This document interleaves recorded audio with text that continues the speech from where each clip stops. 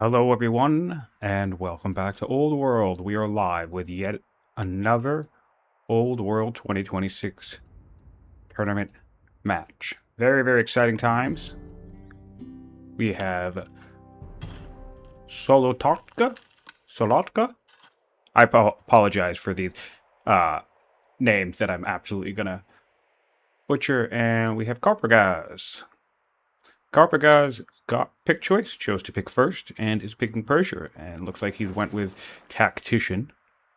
And the unique trait for our players in this game is compassionate, which is pretty solid strength. It's an extra charisma, extra discipline, so that'll be nice for some early econ. Nice to get a little extra discipline in the early game. And we have fish, a few groves, some salt in the capital, and dyes. Pretty standard opening from the Carpergaz here. Nice to see some solid basics right here on turn one. Improving his growth resource, general on the unit, opting not to govern, which is fine. There's no real growth. Best reason to govern early is if you have growth or perhaps a builder. Then, of course, trying to get his scout to find a new site. Very lucky. I can't wait to check out what happens on Solutodka, because if he sends his scout down this way, he's not going to find anything. So this is probably the best example I could ever think of the essential randomness almost of the fact that whatever direction you choose to move for your scout can help define matches. Like, that's where the variance kicks in, right here on turn one. Forget about who chose what archetype. Forget about who chose which nation or which family. We have something as simple, and even though it's a player choice, it may as well actually be random, right? For all intents and purposes. But yeah, just the direction the player decides to choose to send their scout can amount to success. Oh, you know what? Never mind. I apologize. This is a hill. I thought this was all mountains. So Solutodka, if he goes this way, he will be able to head north through the Lebanon. Well, they won't be the Lebanon mountains. Let's check out. Let's find out. They'll be the Ghats. Great. Right, so I can see that now.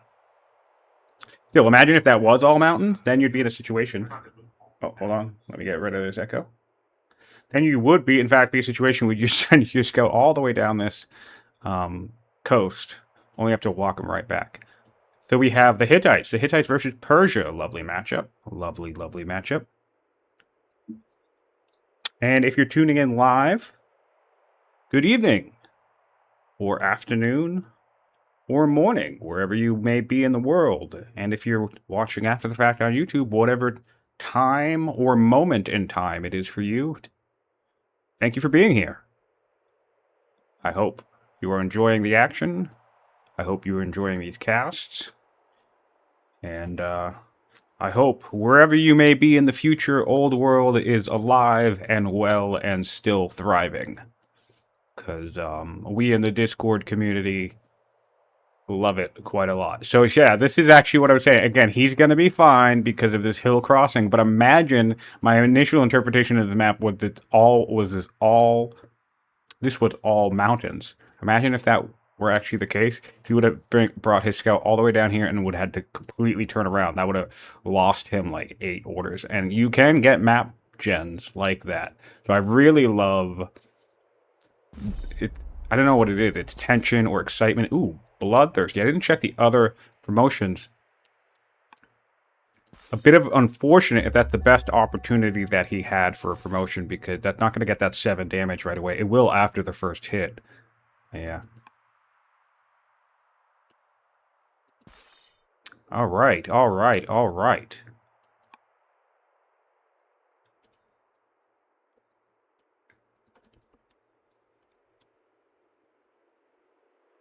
Yeah, I think I'm going to change this rule. I'm going to say yes for now because that's what's in the rule. What's in the rules. But I got to talk to the tournament people. I think what we should do is have the timer turn on for both players after the 5th turn once simultaneous ends. Currently in the rule, it just says play with a timer. But I think it's also simpler if we do those first 5 turns. And I don't know if this is true, but I also think that might give them extra time built up, or I don't know if that's related to how much time they use in their turns. So yeah. We should probably amend that early while we can. It's a minor detail, probably not game-changing, but I keep noticing it when I cast these games. Some people have turned on the timer right away, and some people haven't. And personally, I honestly don't think it makes that much a big deal in these first 5 turns. And it probably makes more sense to just have it kick on once players are taking their individual turns, since simultaneous is simultaneous. Hello, welcome to the chat. Fluffy Bunny, good to see you, my friend. Thanks for casting the match the other day. That was a really interesting match. Really loved the tactics from the USD player in that game. Unfortunately, it didn't work out, but it was really cool to see the bold play there. Apologize for anyone else who hasn't seen that match. Maybe a bit of a spoiler, but whoops. Yeah. Always nice to Mohawk to help out. Lots of games to be covered. And everybody's doing a fantastic job on that front. I can't believe we have for those of you who don't know, depending on when you're watching this, we are not even finished in week 1. It is currently a Tuesday? Monday or Tuesday? One of the two. My concept of time is horrible because all I ever do is think about old world. I exist with 1 foot in the old world and 1 foot in the real one. But, yeah, we're not even finished completely with week 1 of the tournament. 31 games to be played in the first tournament, and we're already finished with about 20 of them, with about 25-ish, with about 5 more that are currently going into a 2nd or 3rd session. There are only approximately 4 or 5 games that remain that need to be scheduled and played for the first week of the tournament, so huge thanks and appreciation to all of the players for their energy, their excitement, and their diligence getting their games scheduled and played. We do understand that scheduling conflicts happen, things come up, games need to be put on hold for a moment, so we don't necessarily have a hard limit for how quickly or how long a round will last. Currently, our thinking is, just keep it reasonable. If somebody has to disappear for a month, then perhaps they will need to drop out. But if you have to go away or you're traveling for a week or 2, that should be no big deal. But yeah, no, we already have immense progress on this tournament. And more shockingly and more amazingly, thanks to all of our volunteer casters this season, because we are currently at 100% coverage for every game and every session. I love the map layout too. This was a complete fluke. I suppose I can talk about how this configuration entered in the tournament while we're watching our opponents, our players kind of stick with the bases. I like this early farm, getting that food lined up. No, we already got fish here, but I have to give a shout out to Carpergaz. This is his first multiplayer game. I believe Solutodka is familiar with multiplayer, certainly experienced with the game. I'm not 100% sure of Carpergaz's overall experience, but I actually like this. I like that we did a fish, and then actually we came over here for a lush lush farm, because food production is really crucial early, and if you can detach yourself from having to buy too much of that, I actually think there's a lot of value there. So kudos to that play. But yeah, it was quite a process to curate the maps for this tournament. Lots of discussion was had about kind of like what the goal was, and you know, we have a lot of far-fetched scripts, not far-fetched, but difficult scripts like wetlands and desert. And, there's this question of, you know, is that too far afield for what players are used to, or is it just cool and fun to keep things different and interesting? So, anyway, how this script actually ended up in the map pool is Alcaris is basically the main dichotomy while discussing the match script is I like smaller arenas and Alcaris like larger arenas. So we're trying to take those two differences and compromise them in both getting decent game length in the sense that we don't want every single game to devolve into two players rushing at each other in the first 20 turns and having them end it, with like a tactician or a zealot rush. So that's the extreme side. So you can't have the arena be too small in favor of, my preference. Then on the flip side, you don't want every game to devolve into a slow-paced eco-turtle, 120, 130 turn game. A little bit of both. We'll see rushes. We'll see games that close out in 40 turns. We've already seen that. And we'll see games that last 130 turns or more. And we've already seen that. Having those experiences in the tournament is totally fine, but we wanted to make sure that neither one of those experiences dominated the game space. So finding a balance between, and it was more than just me and Alcaris, by the way. The whole team, the whole organization team consists of Fluffy Bunny, Purple Bull Moose, Klaus Koala, last season's champion, Aaron, last season's lower rank finalist.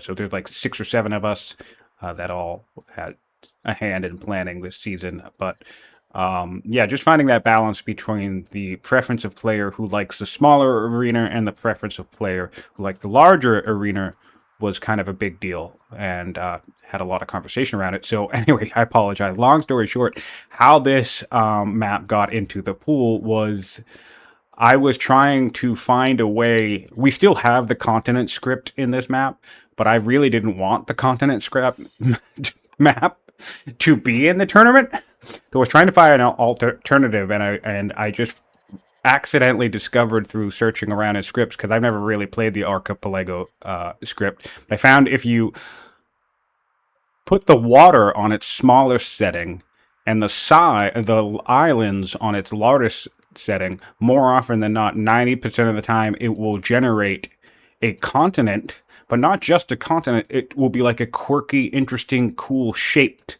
continent. So it's a little bit larger than a regular continent map, because archipelago maps are larger than normal maps to account for all of the extra water. So it's kind of like a way to trick the map gen into giving us a larger continent without actually creating a larger map.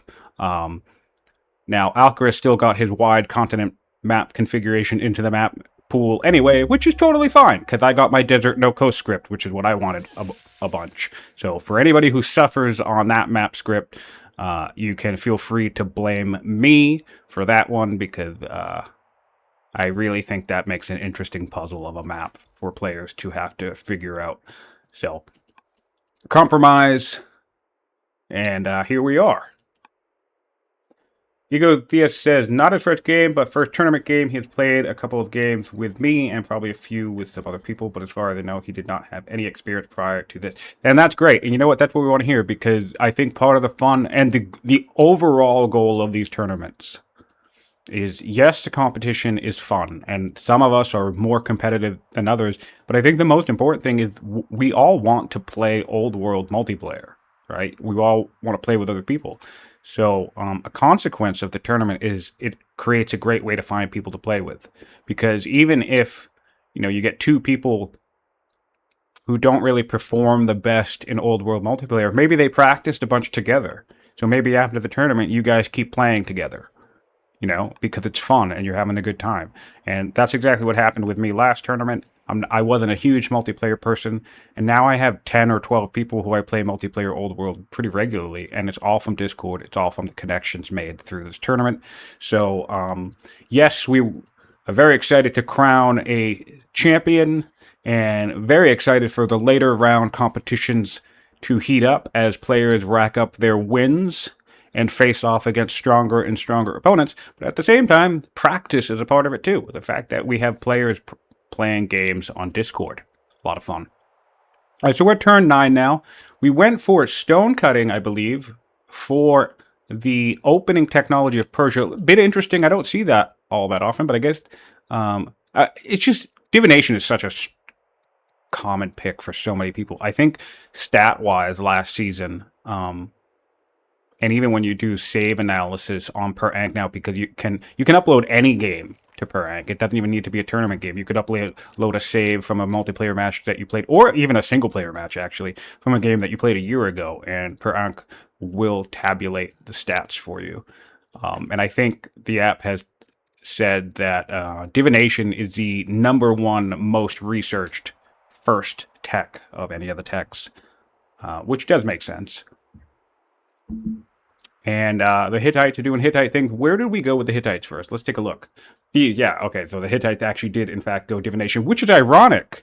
Which is ironic to me because I'm a long-time Hittite player, and it's one of my favorite factions, so it's kind of like the muscle memory of me playing Hittites is just absurd at this point. And I almost never open with divination,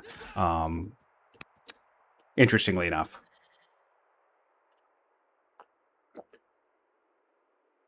And the reason for that, one of my favorite little tricks with the Hittites, for those curious, is obviously if there are pasture around, I like to take advantage of landowners and put a couple of ranchers into my pastures as early as possible. It's even easier to do this now since they got rid of the labor force connection. Normally with Hittites, what I would do is do stone cutting into something like labor force, or trapping into something like labor force or military drill. But anyway, the point being, with labor force as quickly as possible to found Judaism. Now I don't even need to do that, so my tech path is a little bit different. But and then I would very much delay divination, in fact, because I wanted everybody to become Jewish as quickly as possible. That way, it would make the political organization, like the Hittites don't really have the greatest shrines. The ranged improvement shrine is nice, but they really don't have a lot of shrines that tell me, wow, you have to get divination as quickly as possible. And plus, with landowners, I kind of lean on the rapid specialist to get my science that way. So it's just, I don't know, divination never doesn't seem as much a priority. Plus, between the final point of this, with the Hittites, since I've never really had an opportunity to talk about how I actually play the Hittites, even though I say that they're my favorite nation all the time, the other aspect of kind of delaying divination and also aristocracy is landowners and riders. That combination, in my opinion, is arguably the best Rexing combination, so rapid expansion, because both cities, both families, regardless if they are connected to a river, will always be able to build a quick settler or a quick worker. And then, per my original tech path, if you go labor force, you can combine it with freedom. So both landowners and riders are always, crapping out very quick settlers, very quick workers, and it's just a really, really fast opening style. So anyway, the other thing about delaying divination and then also aristocracy is eventually you get a really, really, really nice border boost that can hit 6 or more cities, because you're basically fully expanded by the time you get aristocracy. So that's a little bit of the way I think about the Hittites and what I do with them, because it's so rapid, especially right here, because we did have even just one fish, right? So this is another good example. This is a halfway decent, not amazing, but this is a decent place for a trader's family. So if you get a couple of fish, you can do exactly what we're seeing here. You can start with traders, settle landowner second, go to a settler. I mean, he opted for a worker first. That's fine. I would probably do the settler. And then what do you get to do next? You get to do either another landowner's owner city, and then eventually a rider's. So you basically have great growth, great growth, great growth. And that's the Hittites for you. Traders, hunters, riders. Not hunters, landowners, riders. Amazing combination. Underrated combination. I think the Hittites are one of the best factions in the game, personally. Okay, sorry. We now need to see what Persia is doing. Our new friend. and they forward settled their hunter location, which I noticed that happening earlier, and I find that interesting. And they're going for a military unit second. I find that interesting as well. I don't necessarily hate that. Very, very common technique um, in multiplayer, and also just good advice in general.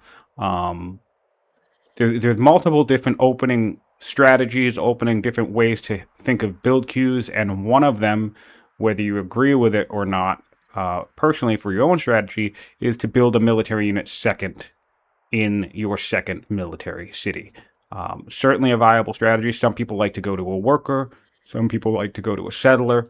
Those are basically the main three big choices. And it looks like Carpergaz has opted for the military unit, which I think is fine. I think... All right, approximately 3 hours of playtime today. I think the delayed settle is a little interesting. Maybe he was doing it to save this unit, because this unit took a moment to get here. But it is a tactician and it did have stun, so normally tacticians don't need saving. I guess it also saves him time healing. Anyway, the point I'm trying to make is sometimes it's a really tough call to whether you should settle a closer site sooner or burn a couple of turns trying to settle a further site, because basically every turn that you delay settling a city is basically a turn that you delay building a worker or a unit, and then every improvement and whatever else that would come thereafter. So another settler coming out. Oh, so I actually do like this. We did a farm. We did nets and 2 farms. We had 22 food per turn. If we actually look across the bay here, that means we have more food than our current net situation over here. Although we're about to finish a fissure, so that's going to jump up quite a bit. So we went to an early fissure here. I don't hate that. That makes sense. And the Hittites are really, really great at that. We actually have an orator on the throne. I didn't even check that. Really lucky grab for compassionate for the orator. One of the biggest weaknesses of the orator is that you start with negative discipline. So the unique trait for our players today is compassionate, which is +1 civics, +1 discipline. And honestly, I think that's probably, as far as random traits go, that's one of the best you could probably get for the orator. You get even more civics per turn off of having 5 charisma, and then it negates that discipline weakness. So that's a very, very lucky grab for the Hittite player. And cool to see it. Cool to see an orator. Let's see if we'll see him start hiring tribals. Really nice when it comes to expansion. Not a lot of tribals on the map. There's one tribe up here, and then there's likely going to be one all the way down here, Vandals. So he's not going to get too much mileage out of the orator. However, it will make clearing and securing this site on this leg of, I don't know, this leaf of this weird 4-leaf clover looking thing in our map. It will give us a nice way to get a quick outpost out there, and we won't have to worry too much about building a military unit. Fascinating that we're going for a scout next. Not my first choice, but I can vibe with it because it looks like he's putting riders there. He also, like, pinged. I saw some pings earlier, like some, I think he's aware that, I think Solutodka is aware that this is the center of the map. So maybe he's thinking about a scout because he's intuiting the weird shape of this map, and he's thinking, all right, I want to find what's down here. And that could end up being a good thing if he's able to get some Vandals into his employ as well, because Vandals actually upgrade quite nicely. They upgrade their clubmen are really good. I think they're fierce promoted. I don't know. Clubmen always feel like they take huge chunks out of me. So they're good. The Danes are nice too. In fact, the melee is what you want for the Danes. We did take a hit here, which is unfortunate because we could have just hired this unit. If he gonna do that, if he baits this unit to come hit him so he can hire it without getting damage from the camp, Nope, he's going to do that. That's one trick you can do, though, if there's a melee unit, or even if there's a regular unit out here. If you bring your scout a little bit far away from the camp, obviously we're low health, so you might not want to risk that, but then you aggro the tribal unit. It'll come out, whack your scout, and then as an orator, you can just hire it, and then it's not going to take any damage from the nearby camp. So then you could wait for the warrior to show up, or just wait for another unit to show up. That's a neat little trick that you can do with scout aggro.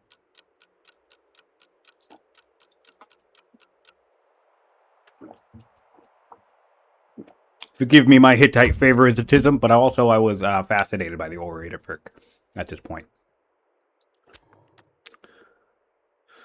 All right, so we have another settler up. We will be catching up. There's already 3 cities and a settler being built in Hattie. We have our 3rd city getting ready to settle in Persia, so we're only slightly behind on that front. We will have the option between slavery and freedom. I think this would be a fine time. Again, we have perfect knowledge,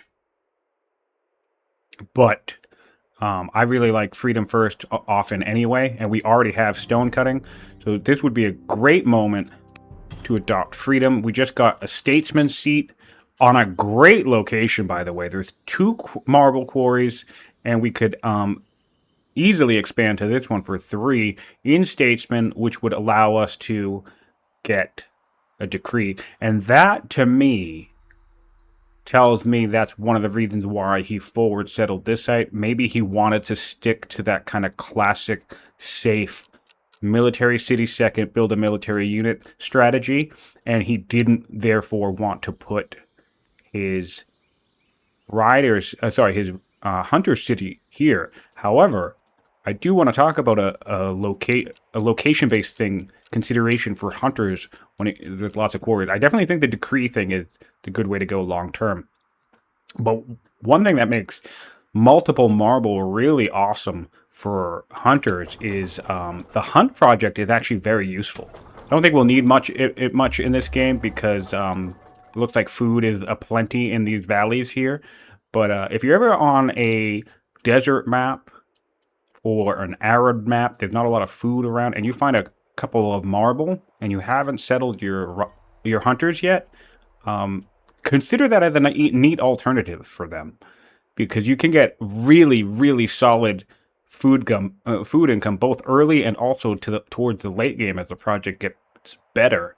And in some scenarios, that can actually make or break a game.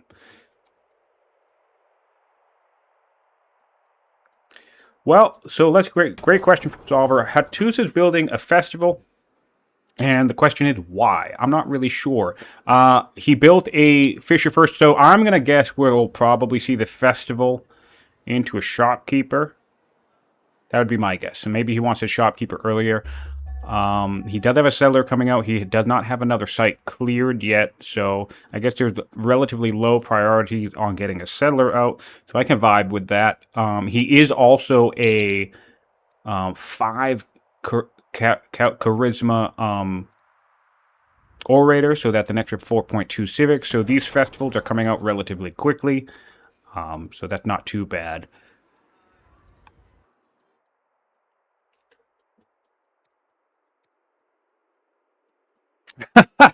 Love this. So the question from the chat is, what do statesmen even do? I'm not even sure if I've ever built any statesman cities. And Solver for Mohawk explained very succinctly that statesmen win, which is pretty true. I don't know how true that is, but it definitely feels true. And the thing that makes statesmen exceptional, but in my opinion kind of boring, is that they give you 1 order per city. So you could ignore every other bonus about them and automatically they're a great pick because they get an order in every city. And that's what makes me actually dislike them.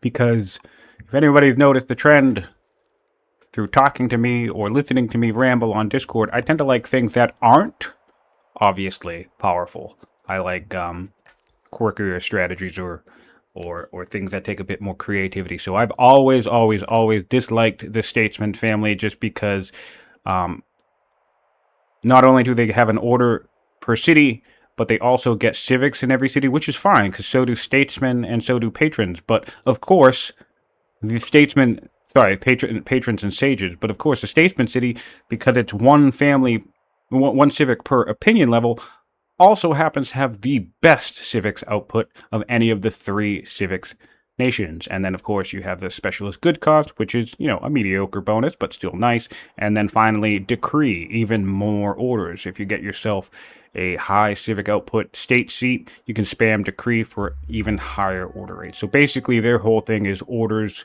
orders, orders. Oh! Shishto's not the state seat. He found his states at the capital. My bad. What did I think this was? Good call out, Solver. However, as I've shown you recently, he could do a fun little trick and send this to the capital, and then even if this gets absorbed into here along these mountains, he could send all this into the capital. And how create... Oh, no, the mountains are going to prevent. Right? Technically, there would be a way to get this all the way snaked into the capital, too, through some quirky border shenanigans, but that's not going to be worth it. But yeah, you could trade this to the capital, and you could trade this to the capital eventually. So, close enough. But yeah, good catch, Solver. I missed that. I don't know what I thought his capital was. But here we are.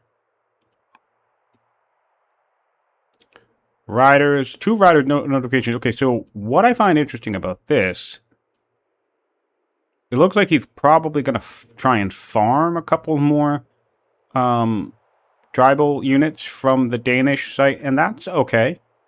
But now I just worry that he's not going to have enough, because this is going to upgrade in 5 years.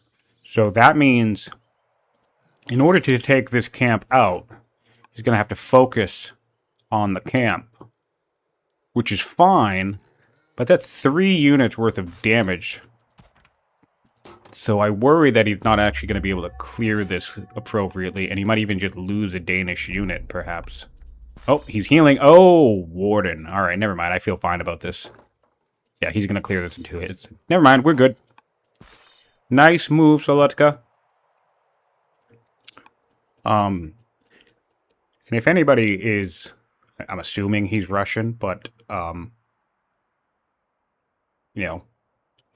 I don't know. I feel like such a dumb American whenever it comes to foreign names and stuff, so I apologize. I don't want to blame everything on my hearing, but being partially deaf for most of my life did actually make it a lot harder to try and learn other languages, but I did make an attempt, and it went horribly, so forgive me on that front.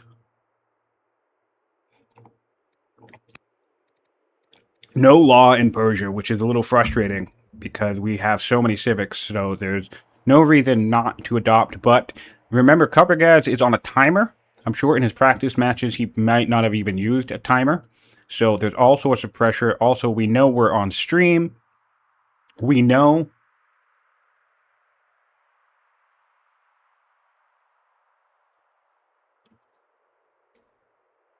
Okay.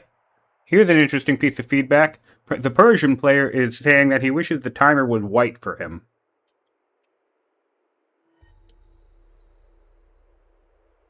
Because red is hard to see.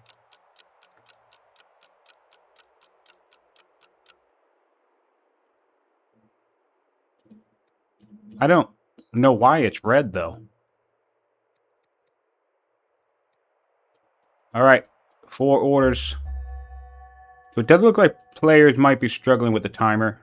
But that's okay, because the Hittites especially, if you end up in a situation where you have 4 orders left and you're sitting in a place like here, just walk up here and chop a couple of trees. That's arguably one of the... It's such an underrated ability, or maybe it's not an underrated ability, but it's like such a muted ability. It's not obvious. But the ability to chop anything with any unit you want... is really incredible, because if you find yourself in a moment where you have a couple of orders left and you just really can't, you're really like grasping at straws for what to do and you want to, etch out that extra little bit of efficiency, just chopping something is better than letting the orders spill over. Decree is the project that gives orders, yes.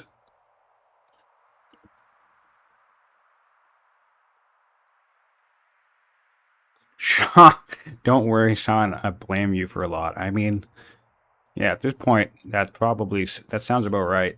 All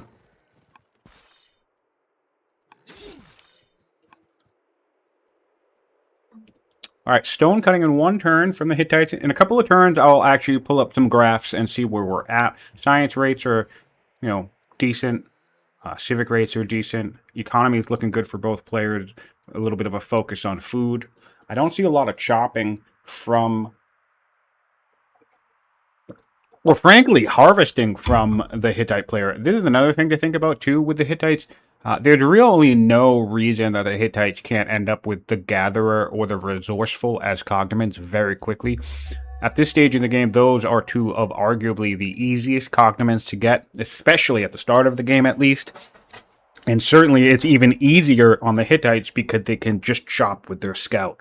So you just move around, chop and harvest, move around, chop and harvest. And it's turn 18, just for a reference point. I'm not saying everybody needs to strive for this, but just for a reference point, it's turn 18 with Solutodka, and he is still the settler, which means he gets the cognomen for just settling 2 cities. The next cognomen for him after settling is the Pioneer, which will be 4 cities, right? So he will get that shortly once he settles the site. However, the Gatherer is their plus 30 cognomen. So the Pioneer's plus 40, the Settler's plus 20. The Gatherer is a plus 30 cognomen. And the Resourceful is plus 50. And it is, again, not everybody needs to strive for this level of efficiency. I'm just trying to emphasize the possibility space. It is entirely possible for a Rider's Nation especially, but also the Hittites, to get Resourceful. So that's plus 50 inside of 14 or 15 turns. So it's turn 18 now, and we don't even have the Gatherer with the Hittites. So that's something that's telling me as an observer, and with the knowledge I have about the game, that he's not really harvesting all that much, and he's not chopping all that much. The chopping, less so is an issue, but I think harvesting is... you'll see a lot of more experienced player harvest a lot more than you'd think. I think, I don't really know Solutodka's experience level, so forgive me if you have a lot of experience in the game, but, in case maybe you could learn something from the, recap, harvesting's very valuable, early on in these first 20 or 30 turns. I don't think it's a bad use of orders at all, especially because after turn 10, there are lots of great harvest events associated with each resource. We have this corridor right here is basically a science corridor. Iron and elephants both have a harvest event associated with them that can give you a science boost. So this is 4 reasons. If this were me, I would pull up a scout on any one of these resources after harvesting all of them, and I would let him hang out here, and I would just do the loop every time these respawn, because you have great, that increases your probability of, forgive me, of getting, I might actually be losing my voice. That increases the probability of getting a science boost. So harvesting is very valuable, and then doing that would get you that cognomen, right? By now, by turn 19, would already be the Gatherer or the Resourceful. So that's important to think about.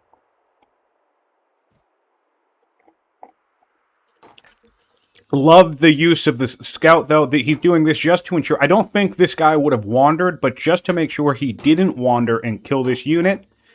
he brought his scout back to this site. This is an excellent move. This is a little micro decision making that can get done by players to ensure that they keep units alive. Really nice to see that from Solutodka, and that tells me he is not a novice player. He definitely has a grasp of what he's doing.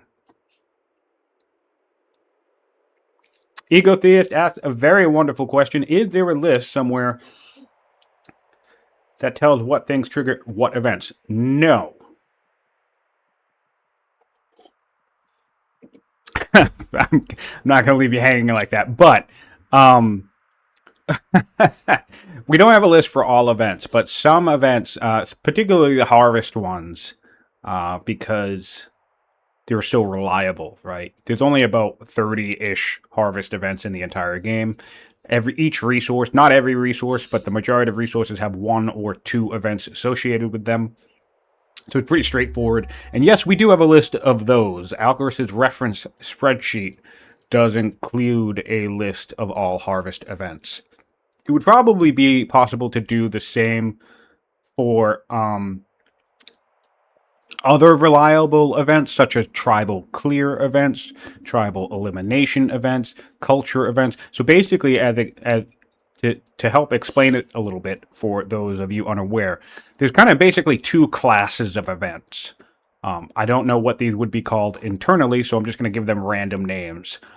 One is reliable or static events, and then the other are just completely random.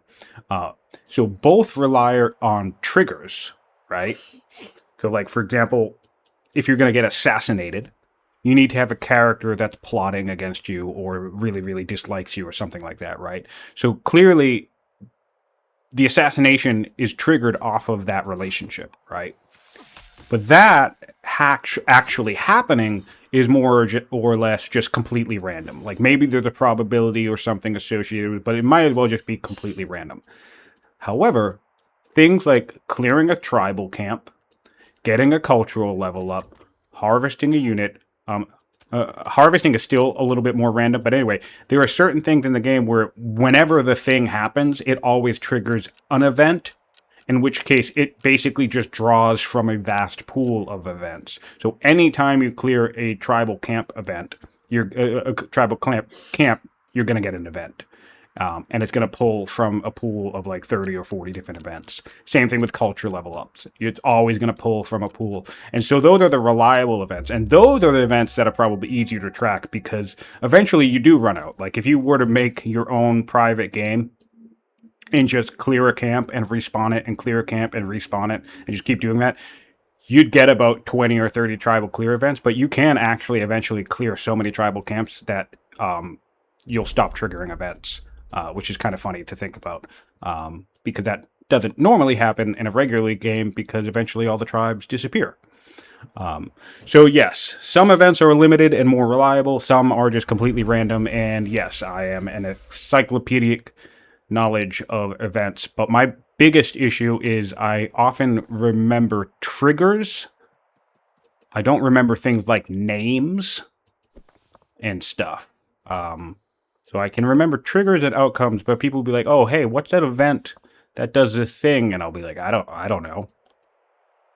But then I know that anytime you harvest a horse, if you have the Riders Nation in your kingdom, you have a very good chance of getting an event that gives you the Swift promotion. I do actually know the name of that is now Steed of the Gods because it's common enough, and we also talk about it enough on Discord. But I always forget to memorize the names because I'm too busy remembering what they do. Alright, it's turn 20. Let's do a stat recap. National wealth for both players is very even, which is kind of nice to see. That means they're doing well on income. That means they're doing well on food and other resources. Really nice. One player could grab a wonder at some point. In fact, before I go down the stats, I haven't done the wonders yet on this map, so let's take a peek at those. We have, great selection. The Pyramids, Jirwan Aqueduct, Yadalakaya, and the Great Stupor. All of these are some of my favorite weak wonders. I'm a big fan of the Stupa.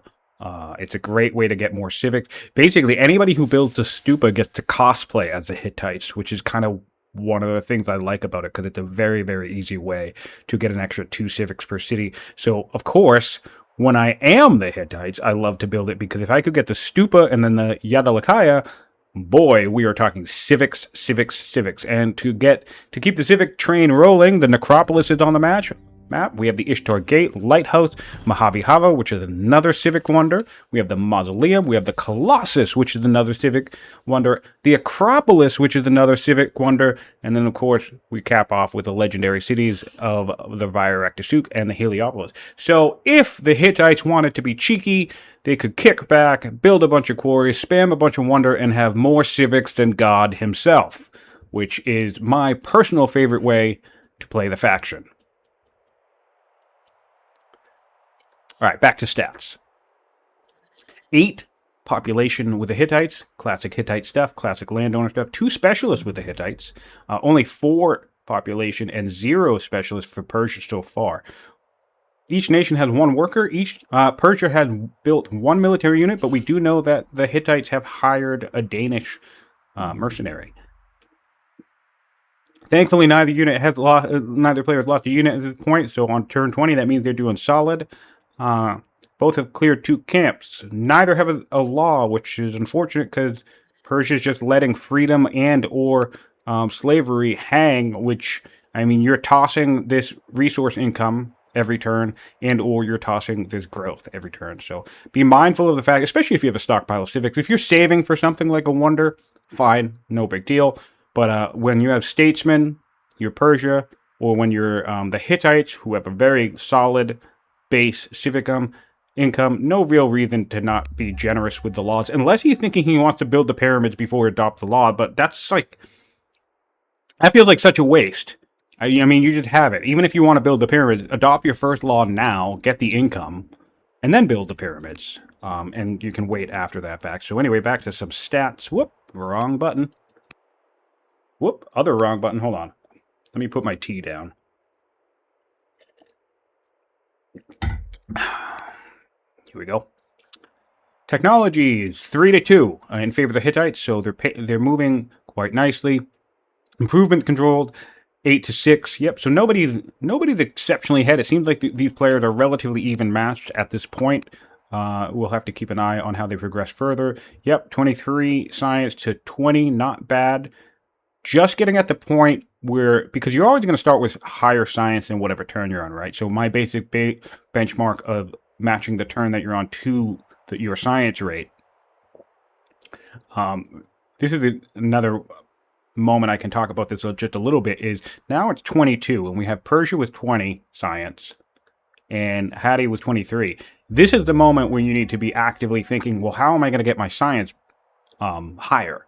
Because while this is okay, it's obviously not going to increase on its own, right? And we want to make sure that we have at least 30 science by turn 30, so that's in 8 turns, or at least 40 science, but ideally we can get even higher and higher. So getting like something like 50 science on turn 40 or 80 science on turn 40. So if you're at your bare minimum benchmark early on, when you have like 20 science or 23 science on turn 22, you still should actively be thinking whether either in your tech path or what you're building in your build queues, all right, where is my boost going to come from? Because 20 is not sufficient 10 turns from now.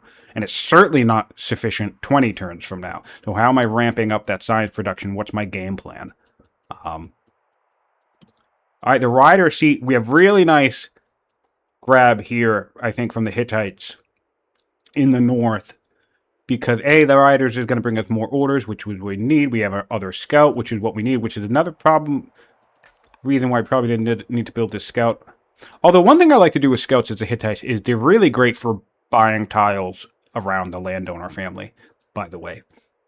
And of course, more harvesting. We did get the Pioneer, so the Gatherer is off the table for now, but with perhaps a little bit more chopping or harvesting, we could get up to the Resourceful in no time. Oh yeah, and Fluffy Bunny has linked Alcaris's website and actually directly to the harvest event in the chat. So if you're watching after the fact on YouTube and you click around this moment on the look at the chat and you follow along the chat, you'll hopefully find a link in there that you can copy and go to that reference website. Good clearing down here for Persia.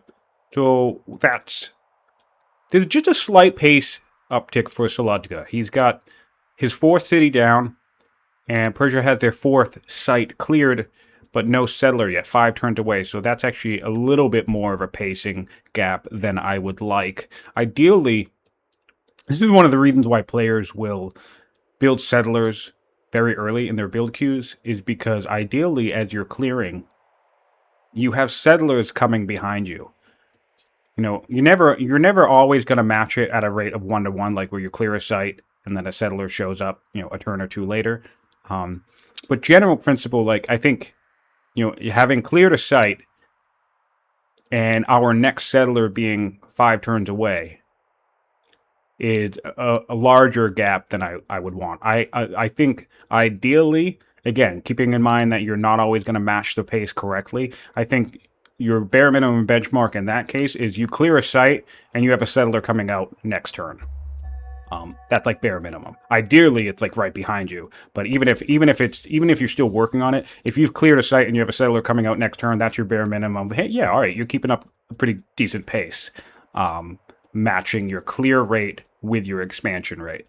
And the reason why I like to work around bare minimums more than anything is because I'm a very experienced player who knows a lot about the game, and as are many other players who teach people or talk about stuff. And one thing I've tried to work on over the years is that I have a very bad habit of speaking to people as if everything I do and everything I think about is easy. And it's taken me a long time to realize that that's not the case. What's obvious to some people is not obvious to others. And obviously, I also have the luxury of playing a lot, and I have played a lot. I've played a lot of this game, and most people will probably never play as much of this game as I have. So I've tried to do better about speaking to people in a way that can hopefully communicate or convey how I think about the game, but less in a just do this, right? Because that's how I used to do it. Like, well, just, beeline scholarship and get yourself to legendary, as if anyone just knows how to do that. So now I try to think in terms of bare minimums, where even though someone like Klaus Koala or maybe Purple Blue Moose would be like, what do you mean have a settler coming out next turn after you clear a site? It's like, well, yeah, no, they can probably do it better. But I'm saying bare minimum, if you're newer or less experienced, it's like, okay, clear a site. And if you have a settler coming out next turn, great, cool. That's a decent spot to be in.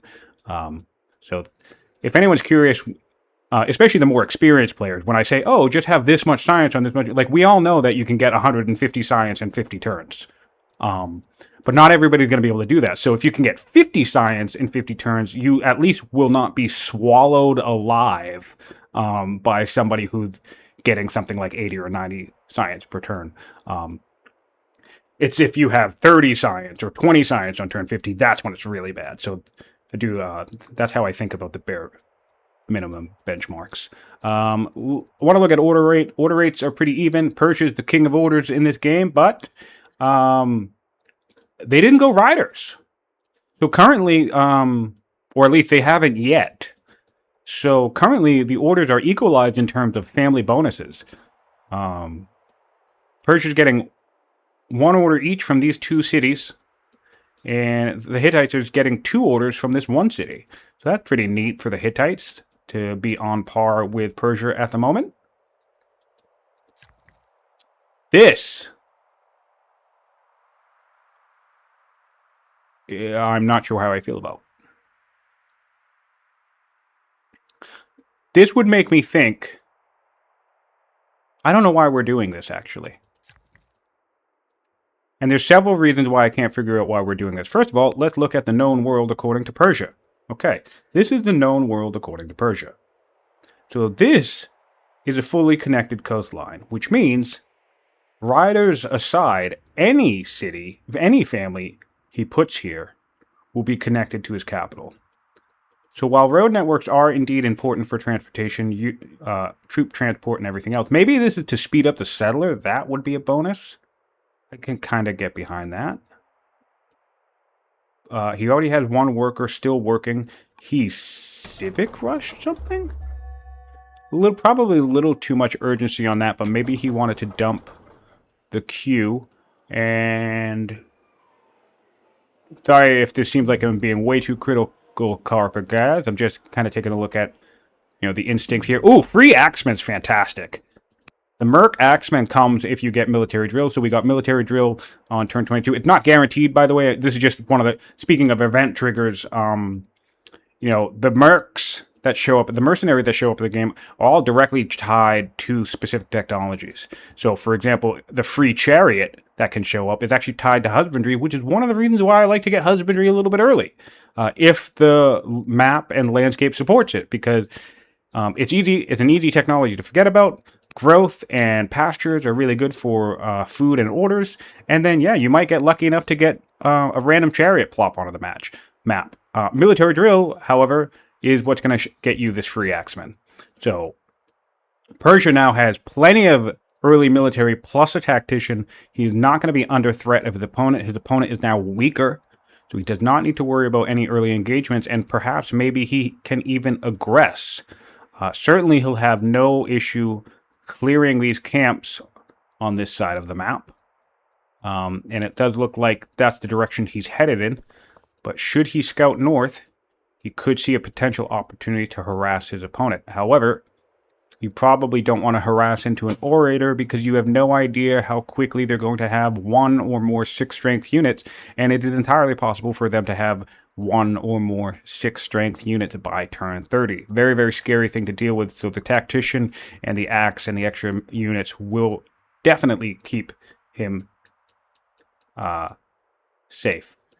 Oh, good point, Fluffy. They do have a lot of civics. I just don't know. That's fair.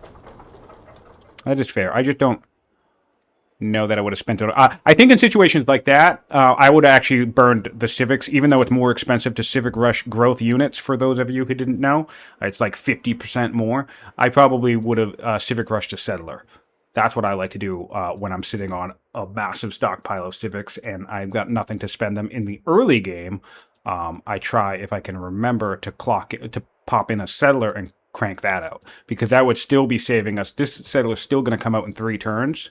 So if this warrior was instead a settler, we'd have a settler 3 or 4 turns sooner. It would already be making its way to this site, and I think I'd like that a little bit better. But yeah, good point. A very good point, Fluffy. Thanks for calling that out.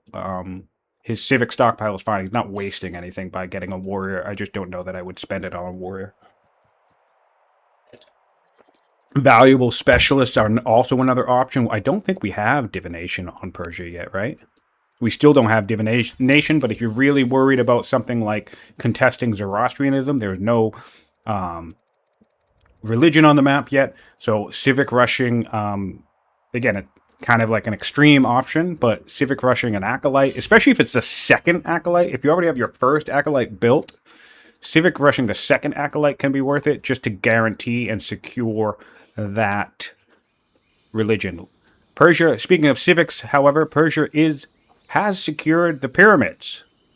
So it does look like they are going to get a discount if they choose to wait for their law. I just have to say, Carpergaz, I don't think I would have done it. Because if you do wait for the civic benefit, what you've essentially done is, let's take a peek here. All right, turn 14, right? And we have the civics to adopt on turn 14. This will be done in 10 turns. So that'll be turn 35. And we've had the ability to get slavery. We'll keep the number 12. So 12 times 20, that's 240. So basically what you're choosing to do is trade 200 civics for 240 iron and stone. Or 200 civics for 6.4 growth over 20 turns in all your cities. So maybe to you that's worth it, and that's fair. That's a decision we can all make. For me, I don't think that's worth it. I think you should have adopted the law right away, but absolutely secure the pyramids, because the pyramids is amazing. But good job, nice grab on that. Let's take a peek back at the Hittites now. See what's going on up north. We have harvested. We have no, actually, we haven't hired another barbarian, a tribal unit.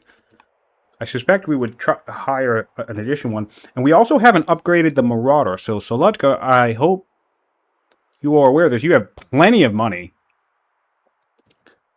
and plenty of trading. Absolutely crucial if you're going to run the orator, because this is like their bread and butter, right? You're spending legitimacy on these mercenaries. Yeah, he's coming up here with a low health mercenary. Not the end of the world, but I haven't really kept full track of pacing and time up here since Kanesh was settled, but I feel like this Marauder could have been level 5 or level 6 by now. And I mean, a level 5 or level 6 unit combined with this warrior and this new merc that you're buying right now would be able to clear this camp and very likely this camp with virtually no issue, without even bothering to stop and heal for a second. So be mindful of your upgrades. The Hittites have really good training. They have amazing income. There's no real reason why this unit shouldn't hang back and get to level 6 and use its power in that sense. And still not a lot of chopping. Another thing that you can do to harass your opponent is this scout could be on its way down here towards the Persian areas and could be clear chopping all of these wood. Deny wood from Persia. Over here by this valley as well. Deny more wood from the Persian regions. So that's always something to think about with the Hittites. A very, very fun troll tactic you can do against your opponent. It's super satisfying when your opponent has a fire shrine, which synergizes by building lumber mills around it. And Persia does in fact have that.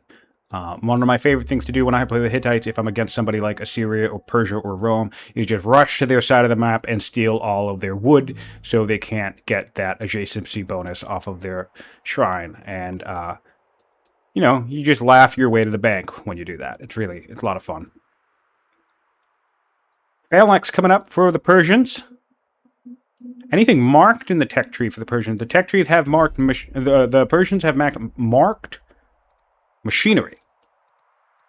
Interestingly enough, they've marked machinery while having no progress towards it on turn 30. Not necessarily the end of the world, but lots of good laws on this path. And of course, Phalanx is a very, very good safety net against the Hittites. I think the Hittites, honestly, more than any other faction, including the Persians themselves, probably have the most likely ability to come out with you with chariots early on, and the reason why what gives them the slight edge over their husbandry compatriots is the civic income. If the Hittites want, they can very easily afford to dump a massive amount of their civics into rushing out chariots, probably more so than the USE or the Persians or whomever else.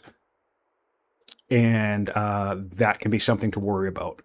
Definitely don't want to see 2 to 4 chariots charging over the hillsides as early as turn 30 at you, because that can be game ending. So Phalanx early on is certainly not a bad grab.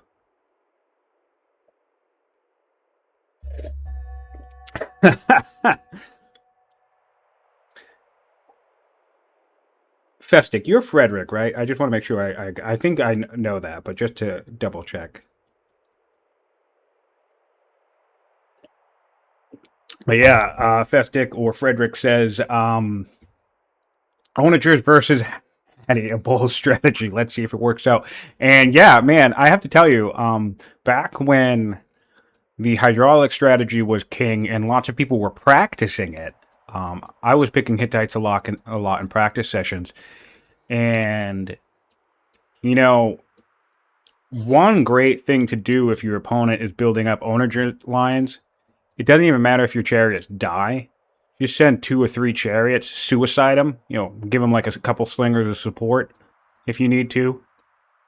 And then whatever can make it out alive is great, but just send a couple of chariots and kill whatever onagers you can as they're getting set up. Because I would rather trade 2 or 3 chariots every 5 turns to kill 2 onagers, or even 1 onager, to be honest, than allow a bunch of onagers get set up on my border. And that's exactly what I did in one game. I just, every 3 to 5 turns, I sent a couple of chariots to the newest established onager, and we did that little tango for about 30 turns, and they were never able to get set up. So yeah, chariots are really, really good, especially if there aren't a lot of spears around. We do have a border boost for the Hittites. Be curious if they decide to grab it. Border boost is always good. Sometimes it can be worth considering if you just need to keep on your tech path, though. I think it's safe to grab here, though. Alright, thanks for letting me know. We also have dyes set up. We did Okay, so we're being very specialist-oriented in the capital. I like this. I think the majority of the queue space for this trader's capital has been specialist-oriented. We got a fisher. We must have gotten our elder shopkeeper after we were doing that festival that everybody was wondering out. And now we already have an acolyte, and we already have a... I always forget to call these guys fishers because I'm so fixated on what resource they're generating. So when I see pearls, I'm like, oh, it's a pearl guy, or it's a dye man. But they're all fishers. It messes me up for some reason. It's really kind of funny. Yeah, still, so it does look like we're waiting to adopt this law until the pyramids is finished, and that is one change I would think about in the future. Carpergaz is the strategy itself is sound, but that's 20 to 25 turns without adopting a law, and you're not short on civics, so you're kind of just throwing away an advantage there. And you could also be building, the other thing to think about, you could be building your garrisons in that time frame as well. Because, speaking of which, we know our Hittite player is actually starting on his garrisons. So, something to think about. 17 people in the chat at the moment. Thank you guys for tuning in and listening, asking questions, joining in on the conversation. Switch science. Well, let's go ahead the note down here that says switch science. I wonder, is he going to try and juggle his border boost? Certainly can get away with doing it for one city. I wonder if he's going to go the full extent and try to get all of his cities settled. He doesn't have any settlers coming out, so I'm going to assume... Oh, wait, he has another settler coming out right here. So, yeah, this is kind of what we're talking about. He settled this city and then immediately started building a settler. And since it's connected, it was like an 8 or 7 turn settler. So that's one of the things that I think the combination of landowners and riders specifically, but then also if you're on a coastal map with good growth for traders, I think the Hittites have one of the best combinations of families for just rapid expansion and rapid development. I really genuinely believe that the Hittites have arguably one of the best economies in the game because they have those 3 families that synergize so well in terms of just getting themselves started and getting the ball of development rolling. Really, really nice. 15-year border boost. Let's go. I think he's just going to do it after this city. Although, yeah, I don't know. There is one city, one more settler coming out, so he could wait. And he has plenty of text to work on. We saw somebody do that in the tournament already, and it was really, really funny. They waited like 25 years to pop border boost. It was hilarious.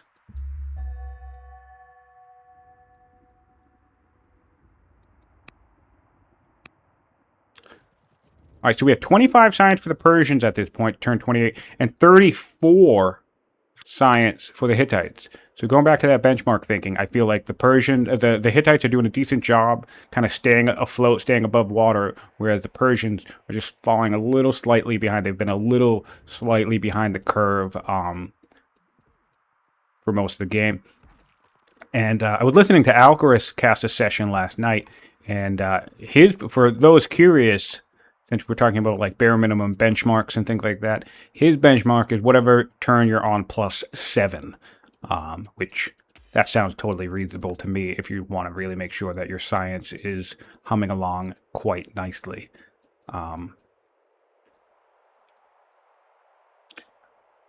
Worker coming out in the capital, another warrior. I think we might be a little warrior heavy.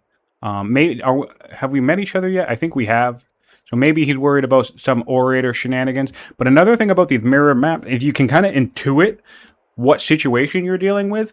So once you discover the full length of, call it your half of the map, whether you're thinking about this vertically, top to bottom, or horizontally, you can sort of intuit the other side of the map. So we, as the Persians, should know that there are only 1, 2, 3, 4, 5, 6 city sites on each side of the map, which means the majority of the sites on the map are going to be barbarians, which means our orator friend, while he can throw a couple of 6-strength units our way, we should be able to intuit.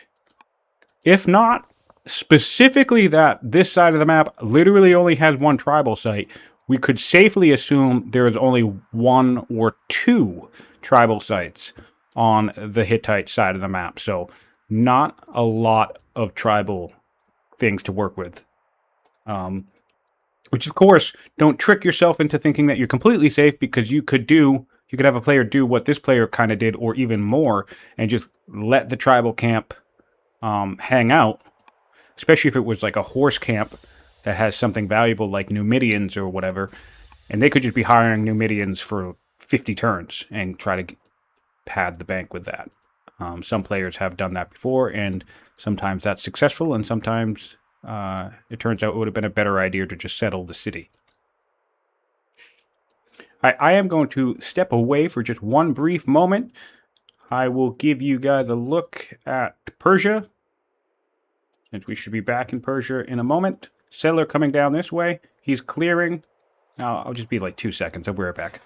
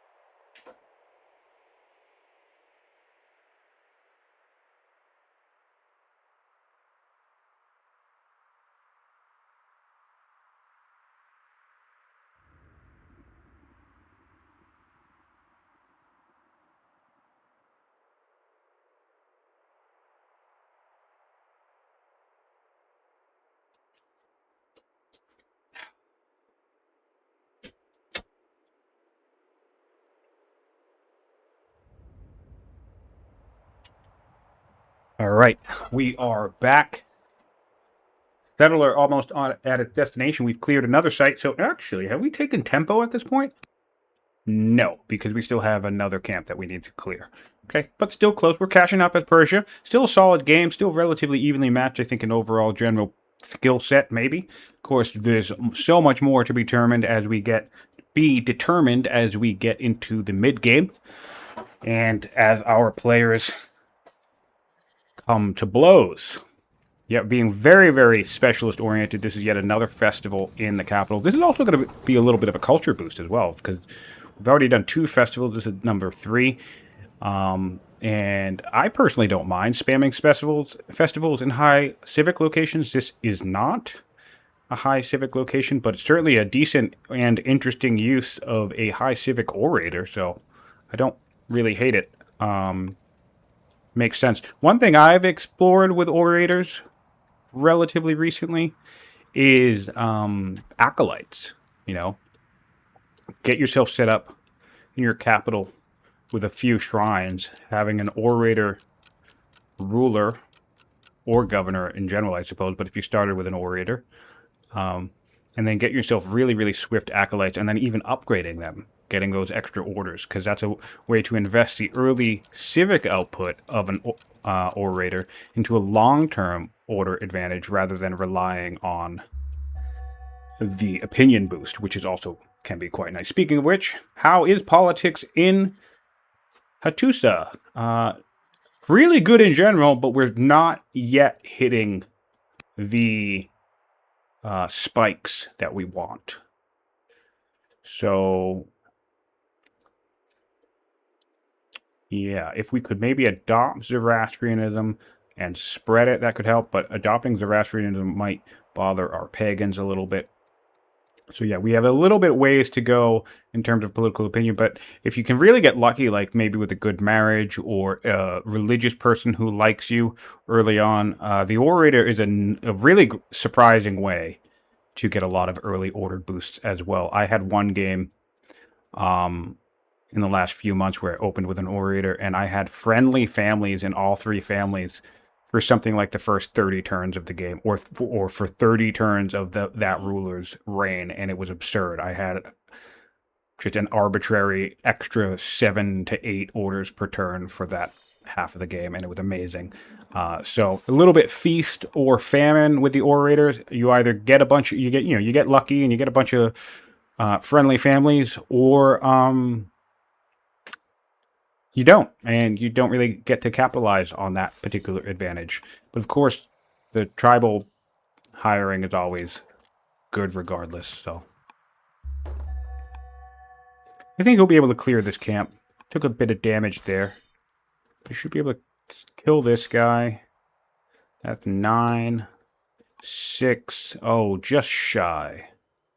Just shy. But that's a great example of upgrade your mercenaries, because this guy could take out this dude, and then this marauder has 16 health on it. Our ruler can do 9 damage.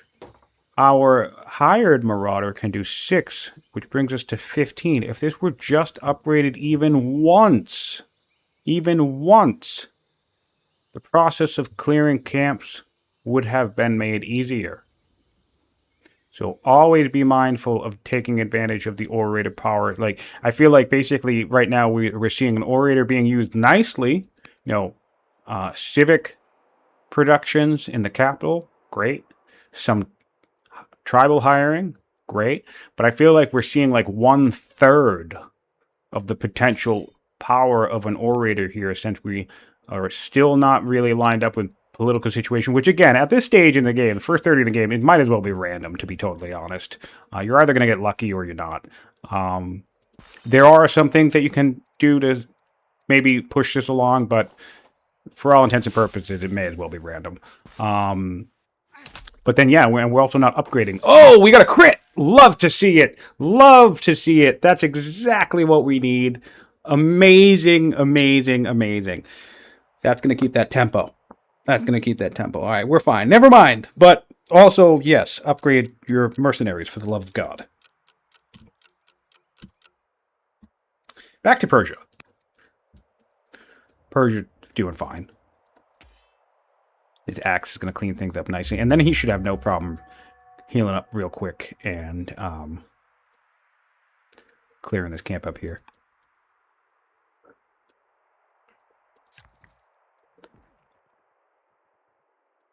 I'm confused by the road thing. Did he intentionally do this? Or when he told this worker to automatically build a road in this direction, did the worker decide to do this? And if so, would somebody at Mohawk like to explain to me why it would do that? I'm not saying I necessarily disagree with it, but I don't get it. I don't understand this thing. If Carpergaz said, hey worker, go build me the best possible road to this region, and this is what the worker came up with, is it because it's assuming one day we'll eventually connect our coast? Interesting. Well, we might have one issue with this road, is that, for the love of God, that's not going to connect you. It's making a connection with the water. Okay. But the thing is that this city's already connected. So that's the other confusing thing I find about this road in general, or at least the decision to make the road, is that this city's already connected. So we don't even, not even because it's a rider city, but because we have clear coastal access. So, I was assuming that this is like movement based, but I guess I don't know. But yeah, it doesn't matter because we're already connected. But for the sake of it, make sure you press B, Carpergaz, and you need the road that you're building to go onto the green tile of the river that you're trying to connect. So once this road comes here, this is going to be green because it's connected to the ocean. This is going to be the green because it's a river also connected to the ocean. But these two tiles are not actually going to be connected. We saw somebody run into that the other day in their game as well. So again, for any new or less experienced players watching, you need the road that you're building to actually be on the tile of the river. Press B. That'll show you where the river actually is, whether it's connected or not. This would be orange if it was not, or yellow if it was not connected. And you just got to get that road onto the river tile. And it will even say right on the tooltip of the tile itself, right here, when you look down, river. Okay, but if we look at this tile up here, there's not even a tooltip. I don't think I noticed that. Oh, okay, yeah. The tooltip just says mounted temperate flat. So be mindful of those things.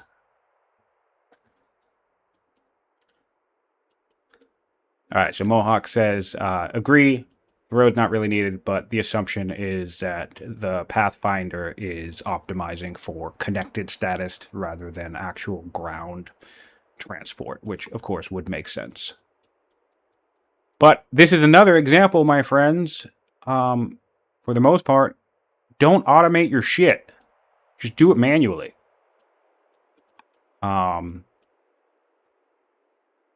If you can. I know it's more bandwidth, and I know it's time, and we're all on a timer, and that getting used to that, but I really, really think automating stuff is bad. Ooh! Elephant! Elephant! Did we just get the elephant event and I missed it? Oh, man. Oh, man. This is like a 5 or 10% chance to happen. I have played, in all the games that I have ever played, I have only got the elephant twice, I think. And hilariously, the first time it ever happened, it actually was a duel. A multiplayer duel with Alcaraz, of all people. And so I was able to go knock on his door nice and early with a war elephant and my 6th rank unique unit at the head of my army, and it was a blast. But yes, always a fun treat. In addition to the science that you can get off of these Stompy Boys resources, there's a particularly rare event that demands quite a bit of food from you. It's something like at least 200 food, but obviously it scales up over time because that's how events work. And again, it's like it's like 10% or less. It's like a 5% chance of all the events that you could get. You're more likely to get the science boosts. That, yeah, you can get yourself a nice, shiny, stompy boy. And we love to see it.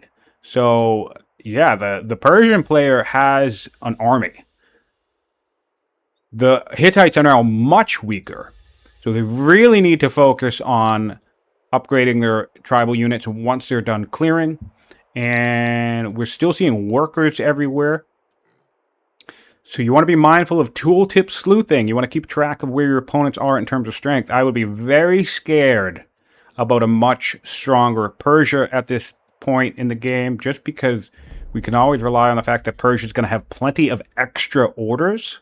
So if Persia has plenty of extra orders, the last thing we want them to do with their much stronger force is to decide to come say hello to us. There's a tactician on the throne as well. Tactician, much stronger, Persian order economy, pyramids being built, so there's another order right there. Terrifying. Yes, I would be building a few more military, like, I would be building there's 2 workers coming out of both these riders' locations. At this stage in the game, with what I'm seeing, they would probably both be building military units, because that's horrifying. It is a larger map, but not really the largest map. Thankfully, we have a little bit of a no man's land between both nations. But yes, I would not want a much stronger Persia to be deciding to spend his extra order economy to come say hello early on. Definitely don't want that happening. You cannot get more than... Problem Gambler is asking, can you get more than 1 harvest order event per turn? No, you can't. In fact, little bit of micro knowledge for you. I'm pretty sure, not 100% sure, but I'm pretty sure you actually, there's like a little minute global timer on the events that you can only get one harvest event every 2 turns. So if you get a harvest event on turn 33, turn 34 harvests, in theory, again, I'm not 100% correct, so don't quote me, but I believe I figured this out at one point, or somebody told me, that you will very unlikely to get a harvest event on turn 34. That said, not all harvest events work the same. So the hunt for the mythical beast, for example, seems to ignore all of the rules associated with harvesting resources. It doesn't seem to, even though it is a harvest event, it doesn't seem to work like any of the other harvest events. And there's a couple of events like that, I don't know, go by their own rules. So basically, like Mohawk likes to says, event knowledge sounds like a game of telephone. Yeah. Well, Mohawk would prefer us just to forget about it and not try to memorize events. But, you know, that's not going to happen because that's exactly what we're all going to do. Certainly some of us. Yeah, so it is what it is. But it's funny to me because I think my encyclopedic knowledge of the game is probably my biggest advantage in the game. So the more I do these videos, the more I teach everybody everything I know, and also the more people just generally get better on their own. I think the worse and worse I'm actually going to get, because I always like to say, and I really do believe this is true, I'm not necessarily that great at the game, I just know everything about the game. And okay, to be honest, yes, I'm good at the game, but I think if we're talking about a multiplayer competitive setting, most of my advantage is just the absurd amount of time I've played the game and thus the knowledge that comes with it. I genuinely believe that. I still think I'm, you know, a decent player and I know what to do or whatever, but if we're going head to head between me and other players who are also skilled at the game, I think I hold up less and less to better and better opponents because so much of my advantage is just knowledge. And that's really all it really comes down to. It's just knowing stuff and being able to play the game around that. So the more that equalizes and or the better the opponent I'm facing, the less and less my advantage actually translates. Which is fine. Yeah, I'm fine with that. I love talking about the game. I love everybody learning about the game. I think talking about the game is why I cast so much, because all I want to do is talk about it. And so this gives me a chance to do it constantly. Spoked wheel in 7 turns for the Hittites. So really nice grab on Phalanx for the Persians. We're done with that, right? Oh, no, we're coming out in 1 turn. We'll have Phalanx. So all of our current warriors, how many warriors do you have at the moment in Persia? 2 with an Axeman, which is pretty solid. That Axeman's nice because if we do get Axemen showing up on the Hittite side to deal with our own spears, at least we'll have an axe laying around to try and do a little bit more damage. Also, fair point.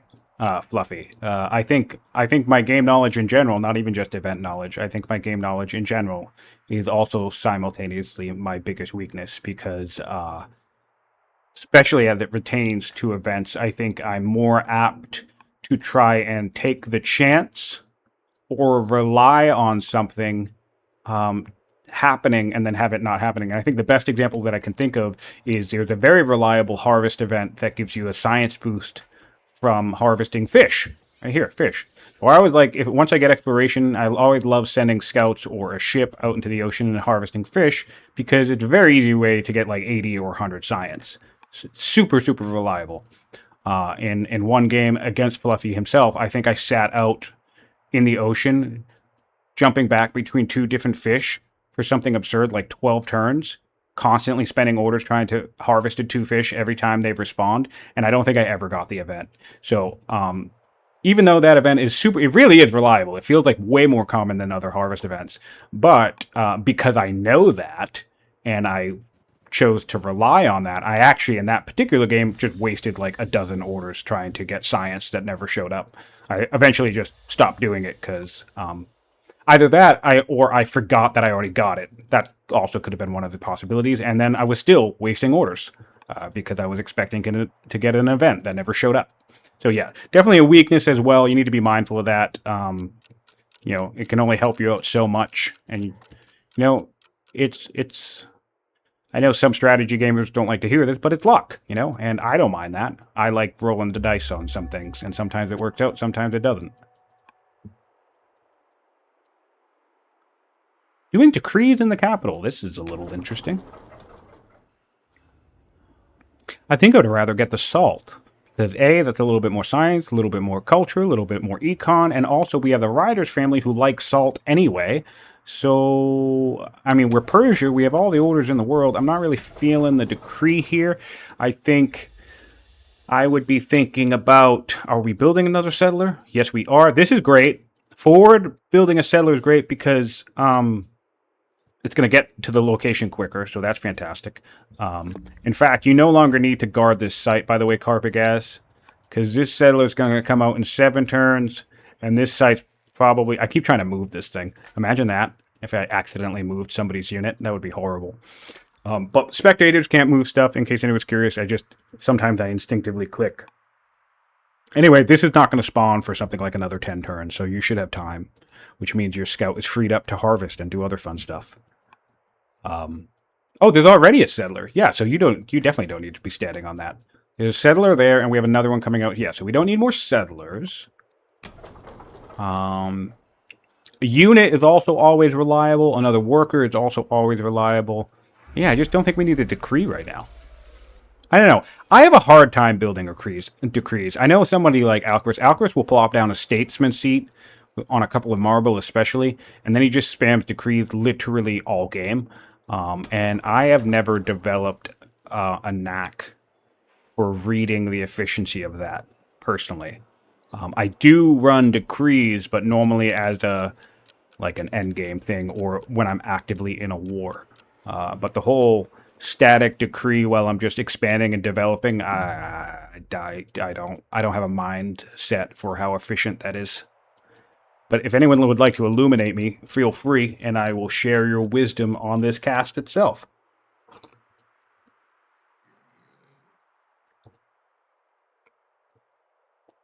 Alright, the Hittites look like they'll be able to clear this camp with relative ease. It is going to spawn one more unit, but that's okay.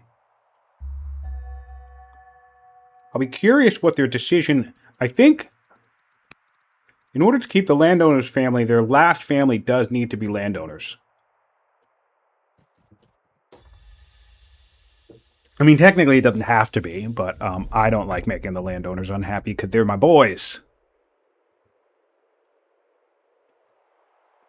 Oh, great point, Fluffy. Also, excellent point. Carpergaz. Excellent. Thank you for bringing that up because I completely noticed it.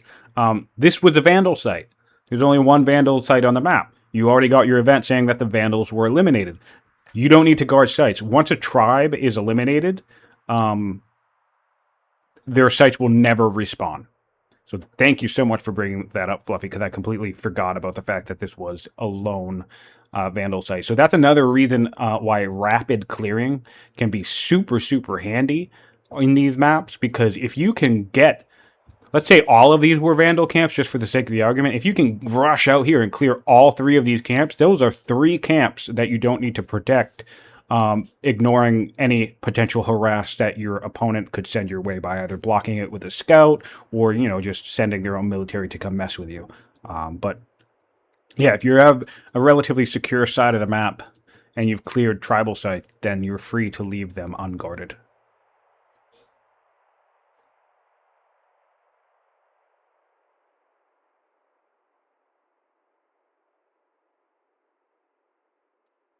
Hey Magnus, welcome to the chat. Missed you popping in, and I'm glad you enjoyed the rewatch. I thought that was a really, really good game. Sad to see that your opponent leave, but really, really tense. I don't know if that went to 2 parts or if all of that drama happened in the first part, but really tense second half of that game between you guys. He could just be paranoid about the enemy scout. blocking the camp. 100%. Sure. Totally viable. Because then you have to spend the orders coming all the way back just to poke them, because you'll come back to poke the thing and then the guy will just send his scout back into the woods. So yeah, that's totally valid. You can absolutely choose to guard camps to protect yourself from the opponent's harass. 100%. That's viable. I am a risk taker, so I probably would leave it unguarded. But again, you are protected from the game mechanics. You are not protected from your opponent.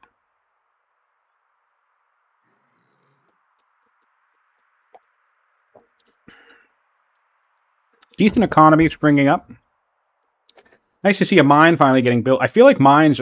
I build probably more mines than the average person at the start of the game, I think, because I think it's very easy to end up on turn 35 and realize you don't have any metal income, and you're already starting to do things like build barracks. The Hittites aren't building barracks at the moment, but that was just an example. And I think metal is so reliably cheap and prolific, because you can just get it easily anywhere, that I think that accidentally has like a backwards effect on a lot of players, where they just kind of forget and or don't build metal.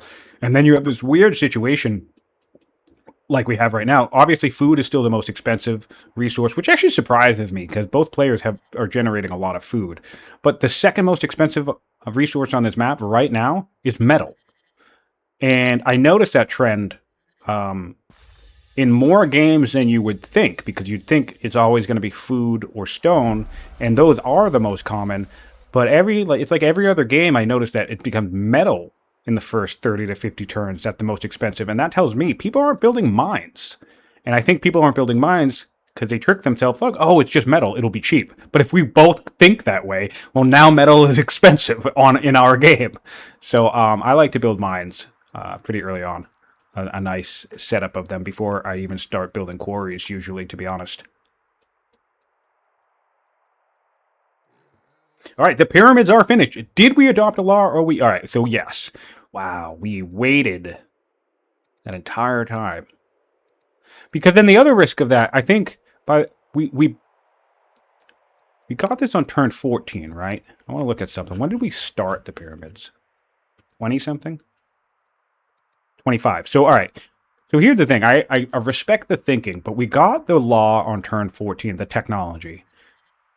We didn't even build the pyramids until 10 turns later. So that 10 turns of you thinking, oh, I want to get the pyramids, so I want the discount, so I'm not going to adopt my law. What if the Hittites built the pyramids in 8 turns? You know? That's still 8 turns of you not having that law. So, not to belabor the point, but even if you're going to build the pyramids, you should probably almost always adopt the first law that you have access to, unless you're actively building the pyramids that, you know, in the moment that you're unlocking the technology. Then it's worth thinking about whether you should bother delaying or not. But otherwise, just adopt a law, because someone might beat you to the pyramids.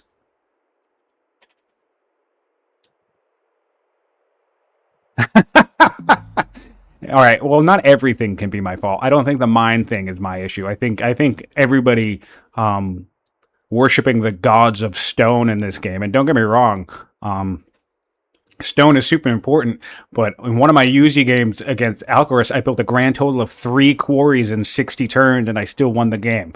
And so the USA are so unique that not even specific to them and their playstyle, they have helped me reshape the way I think about this game so much in the last 6 months, 4 to 6 months, that it's kind of wild, because now I've started taking little weird tricks and habits that I felt was exclusive to the USA and their weird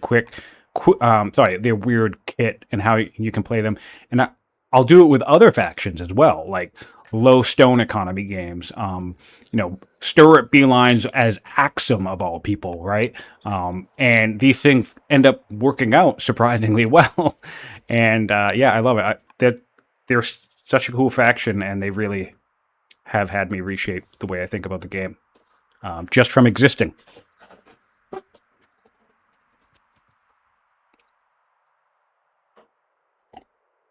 But yeah, the lack of mines thing is certainly not my fault. That I blame like Alcaraz or the people who say you have to get 300 stone income or else you're going to lose the game. Because I don't feel that way at all.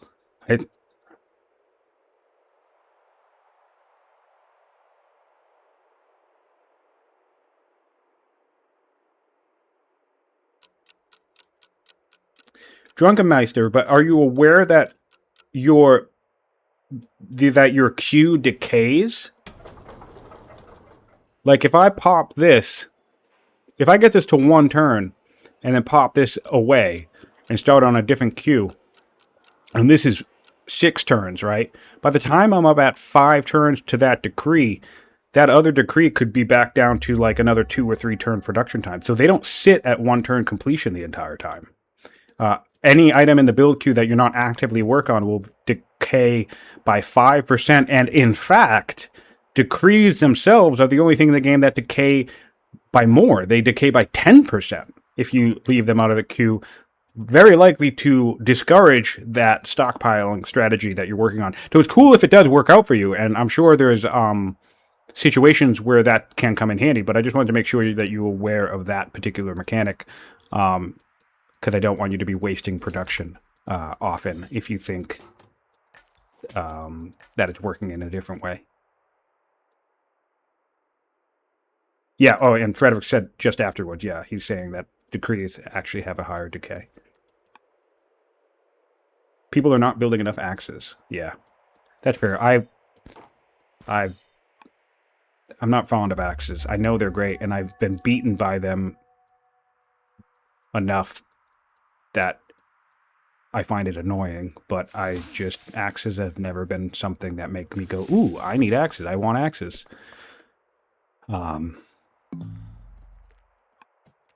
Which is annoying, because then I see somebody do like an axe rush against me, and then if they win, I just feel personally insulted. Like, you beat me with axes? Somebody almost beat me with maces last week, or 2 weeks ago. And I was like, what? So, I don't know. I don't know if the longbows actually make a maceman rush viable these days, but they came pretty damn close to knocking me out inside of like 50 turns with a crap ton of maces. I forget what nation they were playing. I want to say Rome, but possibly Persia. Makes me think it was like one of the red or orange nations. Wait, no. Rome's purple. I don't know. I don't know who they were playing. I don't remember. I'll look it up. But yeah, Maceman Rush. I actually was on the receiving end of that in the last month or so, and it almost knocked me out. Which is kind of funny. And yeah, I was almost very offended by it.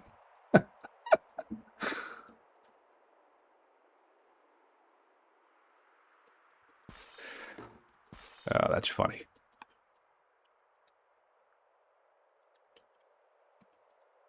All right, we're at turn 37.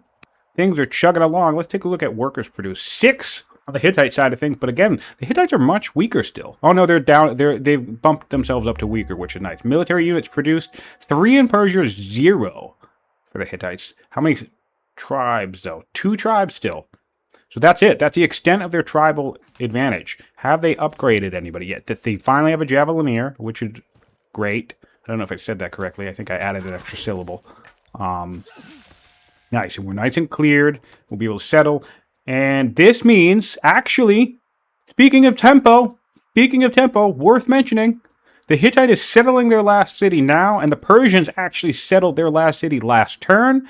So in terms of the full clear, full settling momentum, oh, this is infuriating. Really need a road like right here for whatever comes out. I mean, I guess you could just do it there, make a weird thing, but what? Dude. Yeah. I don't know. I don't know how the automated pathing works, because like I don't know if it works like a scout where you just auto the worker. I don't know if this worker autoed or if he specifically moved him up here and said, "Hey, build this road directly." So I can't judge if it's like if it's an AI thing or if it's Carpergaz's decision making. But the road, I actually think I like this road more than I like this road down here. Actually, now that I think of it, because at least this is transport to a frontline city. So I guess this is actually okay. But this road seemed like a waste of time and orders completely, because this was connected, and if you wanted a road towards your potential front line, you could have built the road from here up to here, you know, connect these rivers. But this was a waste of time and stone and orders. And our Stompy Boy's not moving. So I think we don't have an aggressive play style from the Carpergaz, because we've had, although he is promoting, which is nice. Like to see Amphibious. There are a few rivers on this map that could create interesting battlefields. So I personally always love to make sure I have at least one unit, specifically something like a chariot or even an elephant with panic, something that has great tactical value.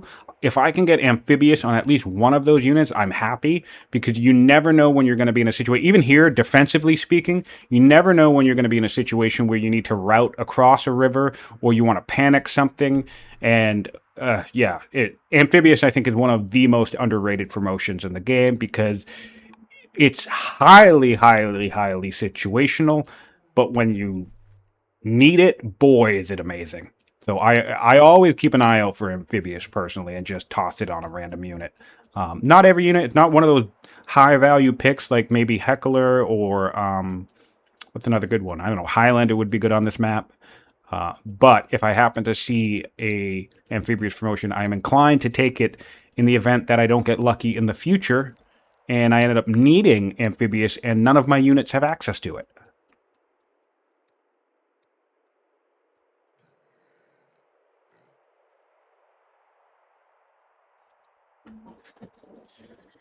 Yeah, multiplayer has, coming from a primarily single player perspective, Steel specifically seemed like the single most useless tech in the entire game, right next to Battle Line.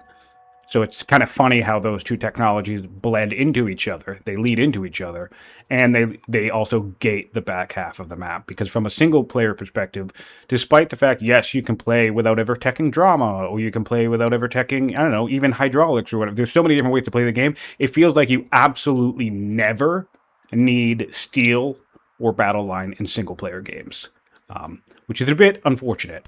However, yes, in multiplayer games, I have received plenty an education of the fact that axes are actually awesome. I'm just still, even now, getting the hang of really incorporating them well in my configurations, because I spent the majority of my time and years playing this game ignoring them. Because I just never needed them. There's never a need for axes or maces in single-player games in my experience. But no, they definitely are good. And I think Steel is a solid strategic grab early on, depending on the map. I think the other issue with that tech path is that, obviously, it's a little devoid of science. But yes, military drill is super high value. You're going to grab this early anyway. And Steel is right there. And it gets you a training boost, which is upgrades and promotions. And of course, if you're on a water map, the free Byreme can be super handy as well.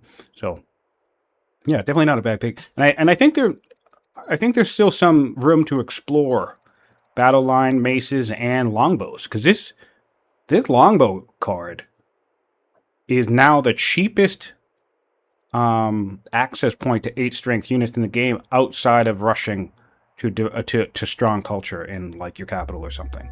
So in theory, you could probably do quite a bit of damage with a battalion of macemen backed by 2 very, very well promoted longbow. So it would be interesting to see if anybody tries that this tournament. Like I said, it almost took me out recently. In fact, I think the only thing that saved my ass was the fact that I was Tamilacom, and I had Sentinel everything on all of my units. And I was able to bide myself time to get to Onagers before he was able to deal the killing blow. But I actually lost 3 cities to the guy before finally obliterating his army with Onager fire. It was a very good game. That player is not in the tournament, unfortunately. They were signed up, but they had to back out, which is a bit of a bummer because I was looking forward to watching them play.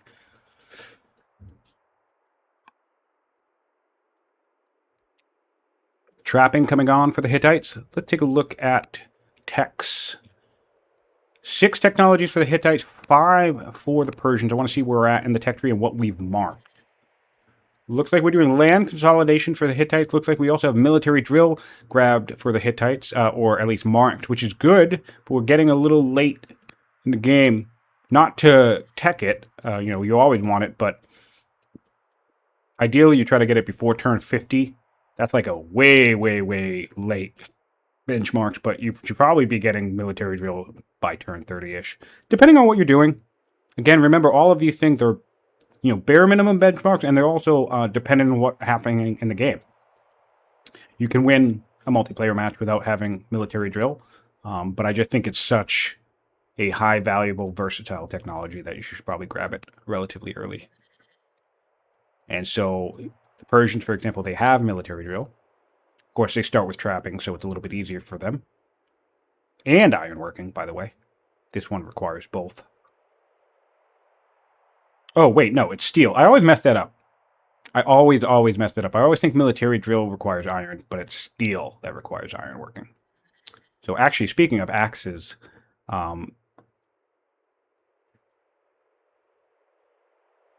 the Persians, who else? Who else has both of these? Oh, it's Tamilacom now. Yeah, the Persians and Tamilacom actually have a relatively painless path to early access if they want them.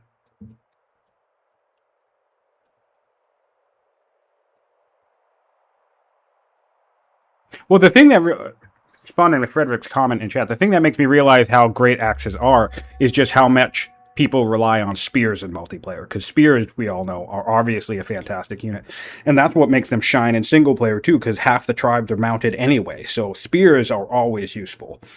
And so in single player, you can just rely on a primarily spear army and just get away with it, because even if the AI declares war on you, it's a lot easier to fight a defensive war against the computer, let's face it, even if it can be tricky sometimes. So you can kind of get away with the whole spear and slinger composition, or spear and then get up to siege or your unique unit or whatever. But in multiplayer, I think that what makes it axes shine is that they really do beat the shit out of spears. So if everybody's relying on spears to try and deal with routing or routing unique units, and you show up with a bunch of axes, that's a bad day for the person who has a primarily spear army. 3 turns to mill drill now for the Hittites. Let me check out these science rates. That seems pretty solid. All right, yeah. Really looking at it to break away here from the Hittites, away from Persia. Still not insurmountable. But we're going about benchmarks. I'm sorry if I repeat this so much on some of these earlier, newer player matches. But, turn 41, we have 30 science on Persia, so we're definitely squarely in the category of falling behind in science at this point. Conversely, Solutodka, with the Hittites, 41 science on turn 41. Sorry, 46 science on turn 41. Not the most insane science rates we have seen from competitive players, but still fine, still manageable, and more importantly, he's starting to create a gap between him and his opponent. 1,000 science, nearly 1,100 science put into the tech tree versus 900 from Persia. Absolutely not insurmountable for the Persians. Science alone does not win games. You can come from behind, you can have better order economies or a better military, which Persia has both at the moment, and still beat someone with better science. Just something to think about in terms of when you're thinking about scientific development. So Persia being behind does not spell their doom at all. It's just something that they might want to think about in terms of how they're building their empire, getting more specialists, and also how you're teching, like looking at the tech tree and thinking, land consolidation. Okay, how many groves are on this map? And then you take a look around the map and you go, all right, well, here's 2. Oh, 3. All right, 3 right in my capital. That seems worth it. What about the rest of the map? 4. Okay. All right, so only 4. And then that allows you to decide, is land consolidation worth it? And I'm not going to tell you if it is or isn't in this situation. My personal general rule of thumb is if there's at least 6 groves you can take good advantage of, then that makes land consolidation viable. But you could decide, well, there's 3 right here in the capital, and I have good civic output in my capital. So yeah, I'm going to go straight for land consolidation. There's a camel right here. My opponent has a horse-based unique unit. That, to me, could scream land consolidation on this map. Literally just 3 camels in the capital. Sorry, 1 camel in the capital and 3 groves. That could make someone beeline land consolidation. But that's the way you got to think of it when you're thinking about your science. It's like, where am I getting my science? Are there lots of rivers? Hydraulics becomes an option. Are there lots of rivers? Architecture can become an option in that case as well, or lots of fresh water. Portcullis is volatile. It's like a feast or famine thing. It's either going to do really well for you or almost nothing. But I still think there are cases where it can make sense to even beeline straight for portcullis and make it work for you. It really depends on the nations, the character, the family output, and the character you have. And then also if you know your opponent's really good at science. So like playing against Alcaris, he's a very highly skilled science generator, or Ninja, who is another very highly skilled science generator. They can have a lot of science in their capital or their science-based city early on. So maybe Portcullis makes sense in that case, because you can leech off of some of their success. But if you know somebody is a very aggressive person, who can I think of? Like Hazard. Hazard brings axe, is more aggressive, more likely to attack early, and more likely to have lower science. Maybe you don't want to do portcullis against that because there's really not going to be much for your agents to grab. That's another way to think of it. Not that a lot of science comes from agents these days anyway, but it's just something to think about.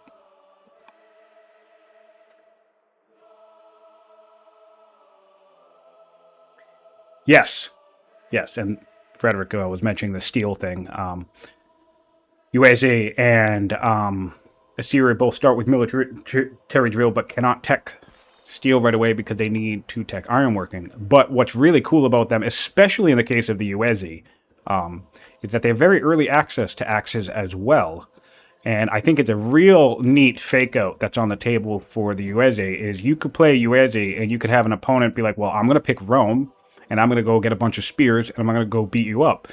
And you could beeline to steel faster than they could get to phalanx, and then be waiting for them with a bunch of axes by the time they try to take you out. So I'm really looking forward to see someone trying to do a Uezi axe rush, or maybe even like we were just saying, maybe even the Uezi battle line rush, because they have clerics, right? And they have Hinduism, so they have plenty of a science bedrock. Why can't you just use clerics to be your science booster in the mid game, in the early game, and then go for battle line in the mid game? Everyone else will be expecting you to be running horses, and you're going to come out with them with anti-infantry up the wazoo. So that's the thing that I can't stress enough about how much I love the Ueze, is that there's like 5 or 6 different ways to play them. And it's going to be once people kind of figure that out, I think it's going to be really interesting to deal with them in a multiplayer setting, because you don't know what path they're going to pick. And if you guess wrong, you could be really hard countered by them, I think. All right. Looks like we have a few more military units on the map for the Hittites, and we are finally upgraded. We have our first 6 strength unique unit. A bit unfortunate that we're so far behind in progress with this Marauder, because it is a Danish unit, and Marauders actually have 50% cleave, which is kind of as nuts when you think about it. They're like mini swordsmen. They're 6 strength units with 50% cleave, so that makes them stronger than Axemen, who are 5 strength units and have 25% cleave. So Danish melee units are actually beasts. And so we definitely want to get this guy to max level as quickly as we can, because he's going to come in handy. Also, we have a new ruler on the Persian throne. Let's take a look at dynasty stuff. 8, Jesus Christ, 8 wisdom. Witty scholar, so plenty of strength we can adopt. We must have tutored this guy, I assume. 12 science coming from him now. And we can adopt colonies or serfdom. So that's a nice little spike here as we go into the mid game with both science and orders.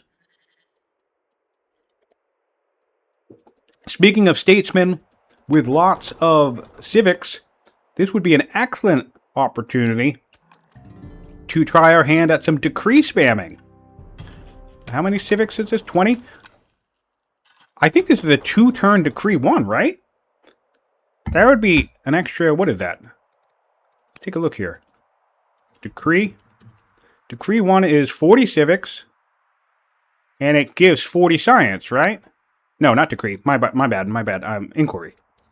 Inquiry is 40 civics. Oh, it's 80 civics. Okay, so that would be a 4-turn decree. So that'd be an extra 10 science per turn. To be honest, I don't hate that. I don't hate that at all. Why not? It'd be a little bit better than 4 turns because you get some overflow. It would be like 4 and then 3 and then 4 and then 3.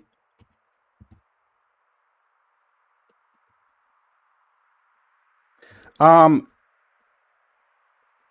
I didn't mean decree. I meant inquiries. I meant getting the scholar ruler into one of these hubs, very likely the marble hub, and churning out some inquiries for an extra 10 science per turn, because that would actually equalize his science rate against his opponent right now. Well, I guess we jumped up a bit more on the Hittite, so not quite, but close.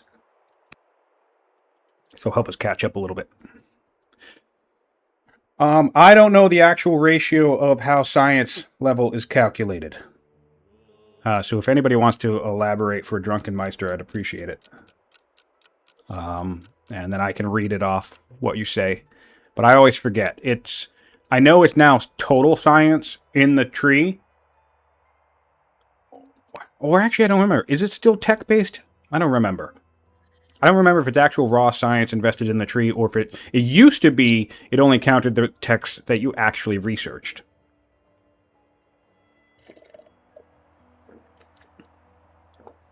Yeah, maybe, Frederick, but I don't know. It's still an extra 10 science per turn right now.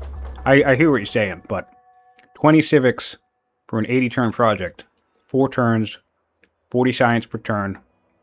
That's 10 science per turn. Not per turn, 40 science per inquiry, so that's 10 science per turn. When we're only making 30 science, so that's a 33% global science increase. That seems kind of worth it. Because what else would we be doing in the city? I guess building festivals for more citizens, I guess. Workers? Yeah, I don't know. I think I'd take the decree in this particular situation. But yes, it's not...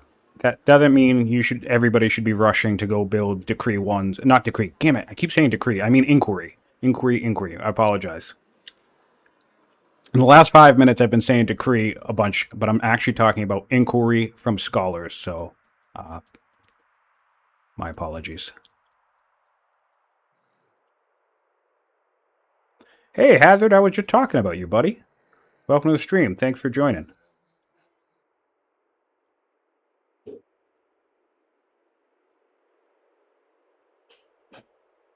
I love having Frederick in the chat to bestow his wisdom, because I'm sure you've heard by now, Frederick, but many of us have just absorbed your wisdom over the years and learned so much of the game from you. So while you're not as chatty as some of us, the dissemination of knowledge certainly has flowed downriver from your extensive knowledge of the game.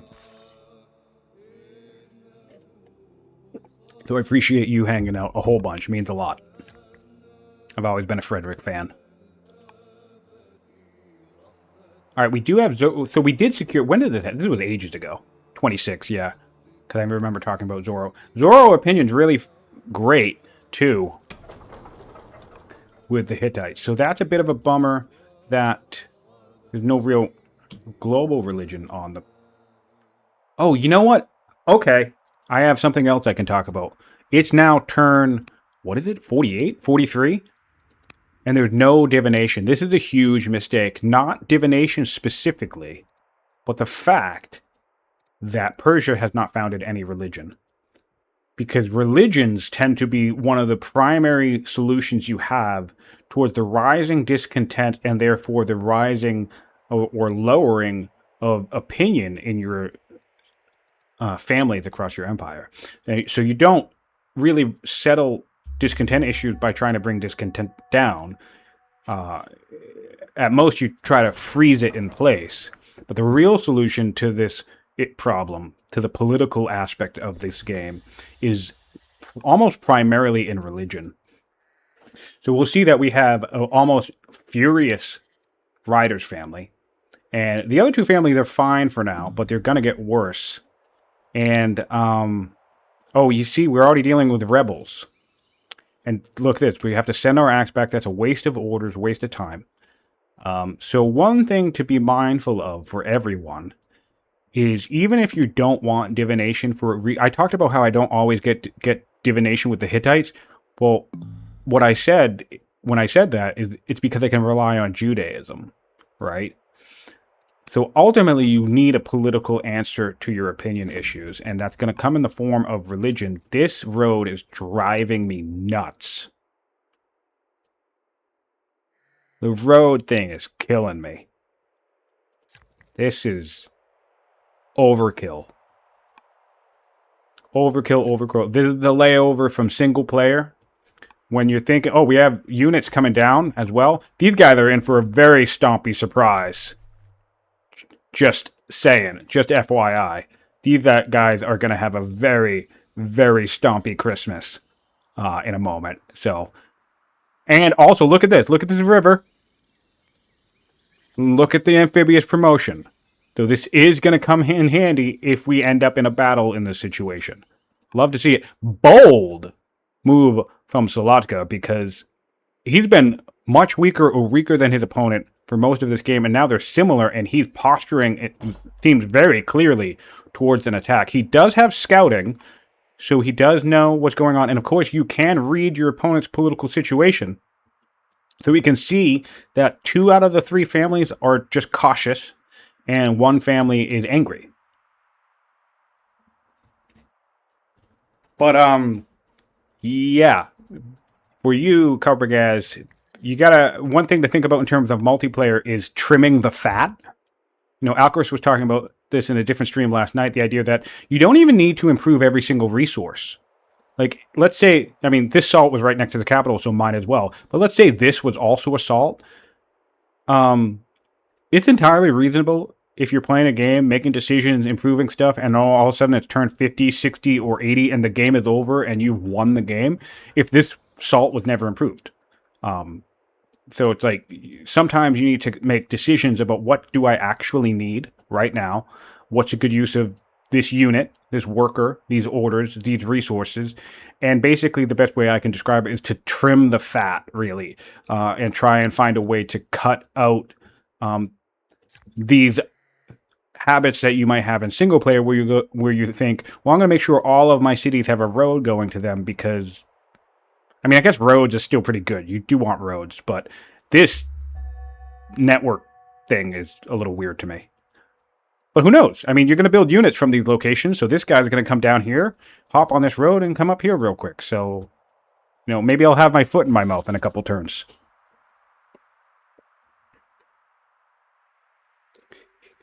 He's making a roundabout with his worker, yes. That seems to be what he's doing. Also, he seems to keep forgetting that the road needs to actually touch the river. We have another situation where the road has ended right here. So Carpergaz, these 2 tiles are not connected. I'm not 100% sure about the movement, so if anybody wants to correct me as to if a unit on this road would transition to this river using exploration seamlessly, I'd appreciate that, but I'm like... Actually, honestly, I'm only 50-50 on whether it would or not. I'm not 100% sure. But either way, you should be connecting roads to rivers.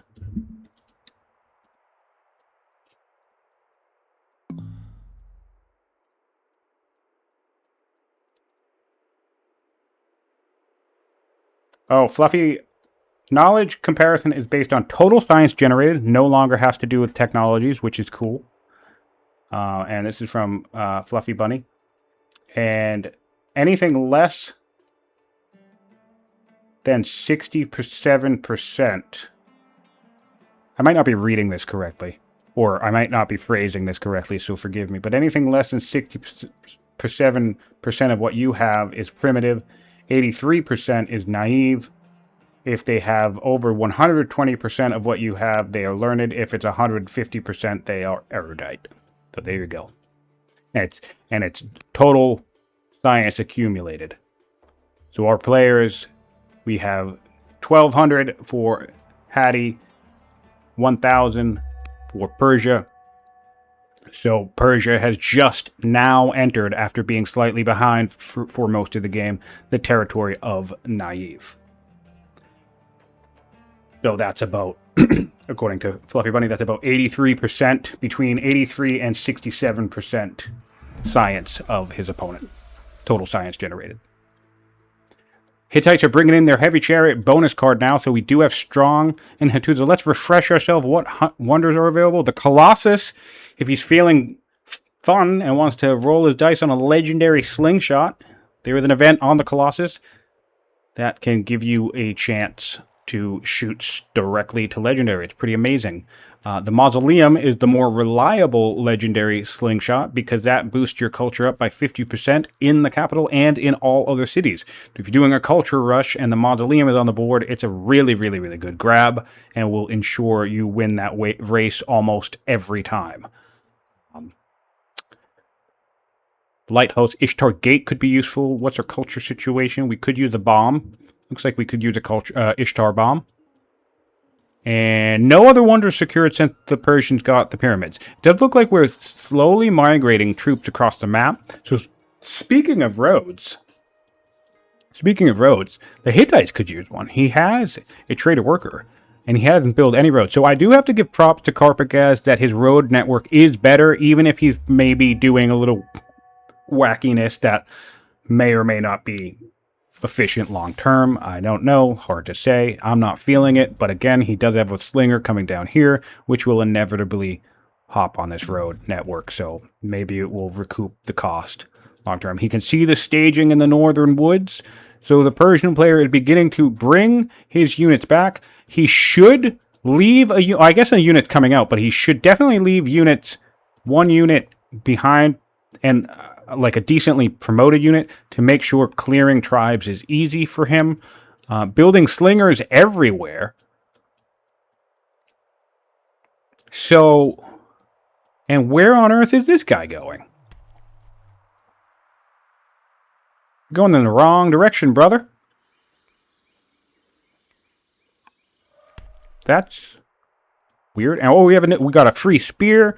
Or maybe we upgraded the spear because we have phalanx now, so that's nice. And we are now defending the pyramids themselves. Don't worry, they're safe. They can't get pillaged or anything. But, yep, we're forming a block. And we're not upgrading these guys to spears. I think I might like that, because I wonder if Carpergaz is actually thinking, I'll let my opponent think that I only have warriors. Still risky, because these guys are going to take a lot of damage. But maybe he's even backing up this elephant. Oh, wow. Maybe that's where it went. Imagine that. Imagine if Carpergaz is like, oh, you want a tango right now? Well, I've been stronger than you for most of the game, so I think I can take you, buddy. And maybe he just backed off the elephant, upgraded down here. Maybe he'll stage up a little bit more. Maybe he'll come up this way. And maybe these warriors are kind of a little bit of a bait saying, hey, yeah, sure, come on in. I just have a couple warriors, a couple slingers. What do you got? Show me what you got. That could be fun.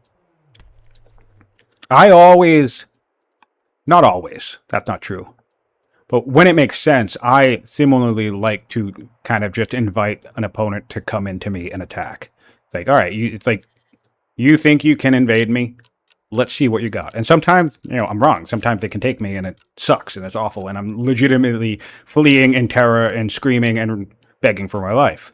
Other times, I just kind of like cautiously creep back behind a city. Sometimes I even give up a city. I'm like, okay, keep coming, because they keep spending more and more orders to chase and get further and further from their supply lines, that then eventually I come back with like a counterattack and it just neutralizes the whole situation, and it's a lot of fun.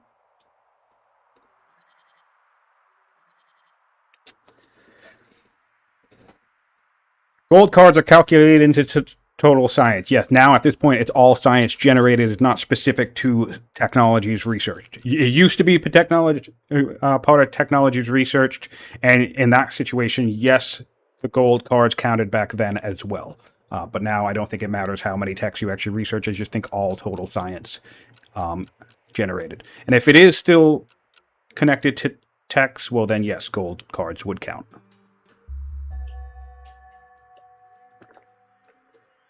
So yeah, it does look like we'll have a little bit of early action here on this map, on this continent or archipelago-looking weird continent thing.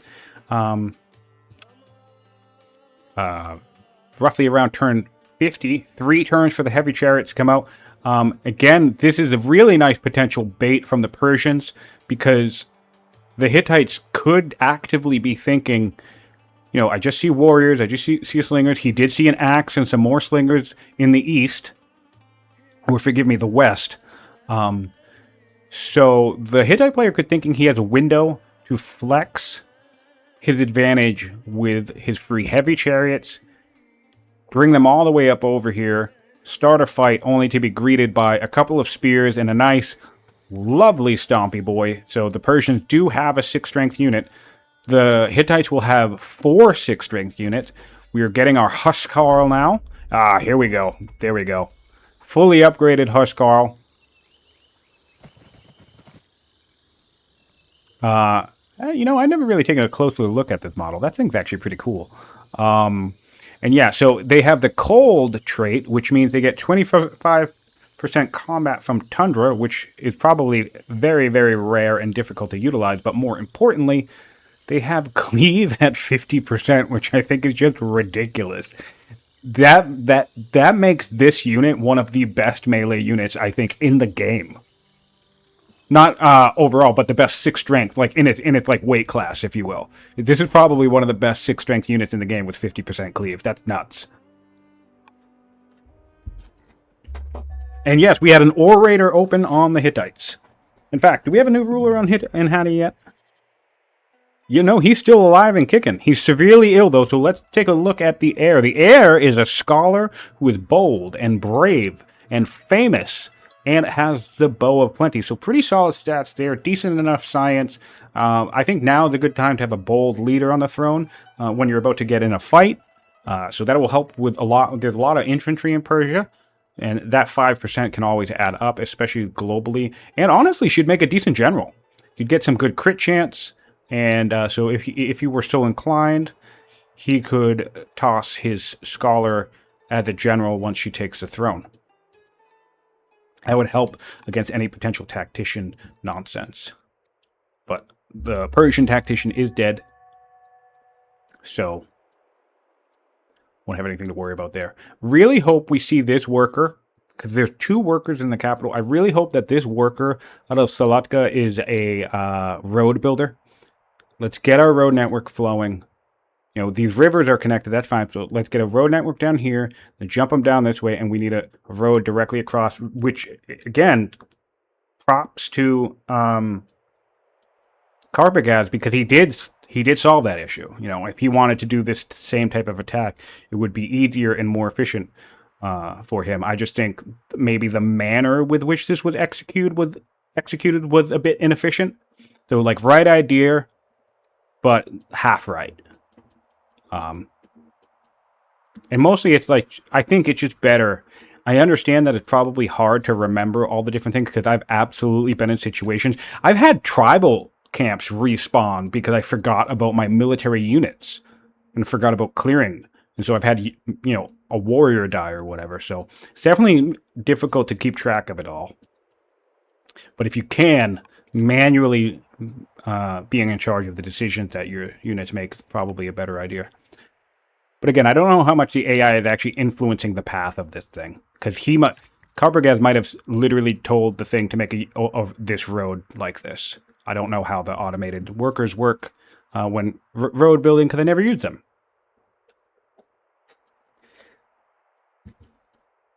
They are the different weapon that says +1 range, and it is, I do believe Frederick is correct, that it is Kush specific. I don't know the full list off the top of my head, but every nation has a couple of events that are specific to them, and most of them are relevant in competitive mode. The Hittites have their own event that I remember because I play them all the time, where you can get like divine and you get basically one of 3 choices of a really good combination of traits. You get a strength and another trait for your heir.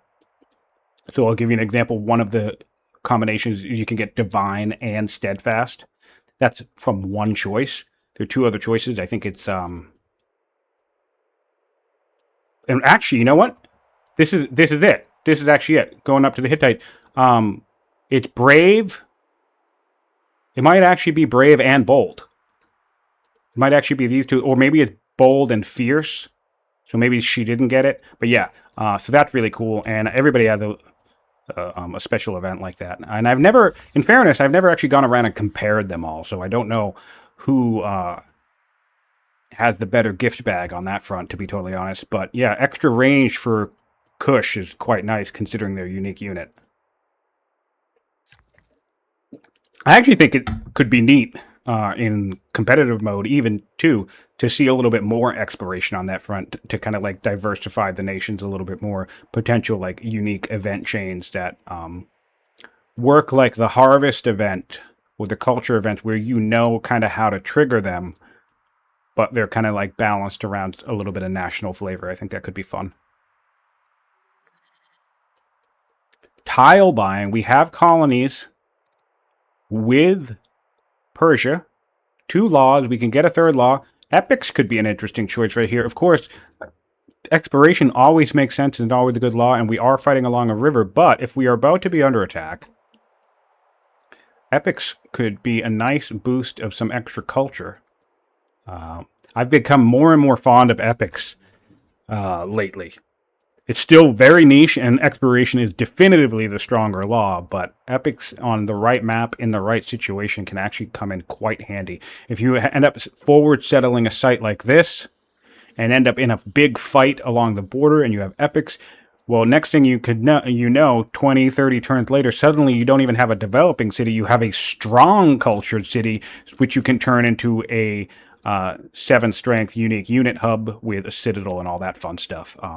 That's happened to me in a couple times, some recent games, just by having huge skirmishes and fights along the border, and I was just in epics the entire time.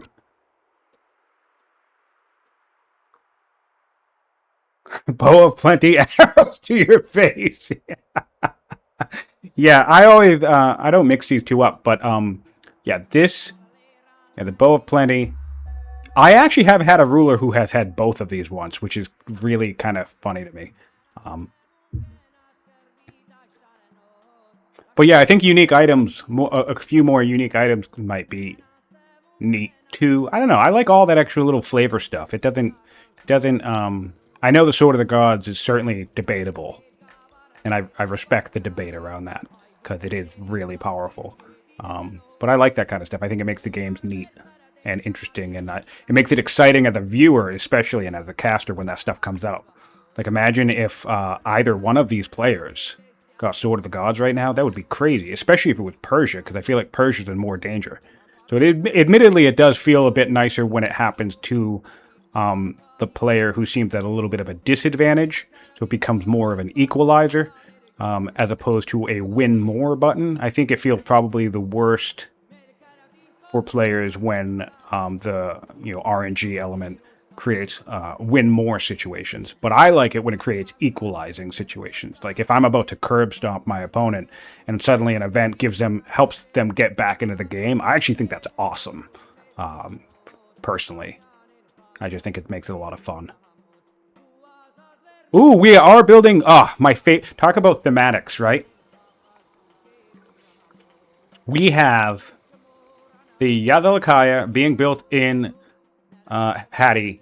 And I think between the Hanging Gardens and the Yaz, those are two of the most thematic wonders with respect to their effects actually synergizing with the nation. Like, if you put the Hanging Gardens in Babylon and adopt freedom, you get 60% growth in all of your cities, which is literally just gross. And then in this, in this nation, the Hittites already have an extra 2 civics per city, giving them a base of 10, which means the Yaz is actually another 2 civics for every city. So one way to think about this, conceptually anyway, is if the Hittites play the game, get a religion, get the Yaz, they basically have a, a cleric monastery with legalism in every one of their cities just because they built the Yadalakaya. I love that synergy. This is one of my favorite combos in the game. And tooltips being weird. Nobody has built the Great Stupa yet. So if the Hittite player can get the Stupa, oh my god, that'll be like a base of like 15, 16 some odd civics per city. That would be nuts. Amazing. Civics is my favorite resource in the game. I know we all love science, but I actually, if I were to do a tier list about the most valuable, and oh my god, this is dead next turn, right? If he does not cover this with a unit, or maybe even if he does cover this with a unit, this is dead next turn, right? What's the strength? Let's look at the power graph. I haven't looked at it in a while. Yeah, they're like neck and neck in power. 360. Still a slight advantage to Persia, but he needs to get everything in the region, and then he'll be okay. But of course, route potential is hitting the map for the Hittites. And route can completely upend a combat very easily if you get one solid route chain, even though there's already spear in this area. And these could upgrade to spears. This is so bold and so dangerous.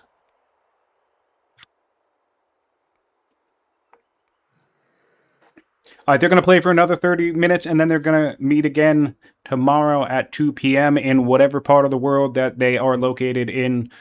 And yeah, we'll have another session. Nice build up. I wonder if we'll get some early skirmishing in this next half hour. There definitely was a very, very tempting offer for aggression on the part of the Hittites from Persia, building the Jerwan aqueduct directly outside of a border where you can see 6 strength units is just wild to me.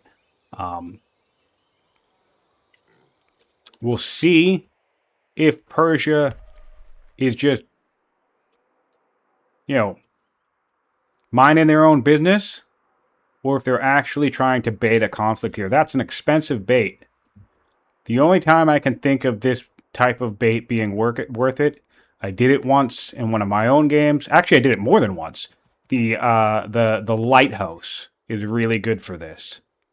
If you can use the lighthouse being under construction as a means to bait your opponent to come and try and press their naval advantage against you to delete the lighthouse, you can create interesting opportunities where you can actually equalize the advantage at the ocean, because maybe you had a bunch of biremes in your build queues.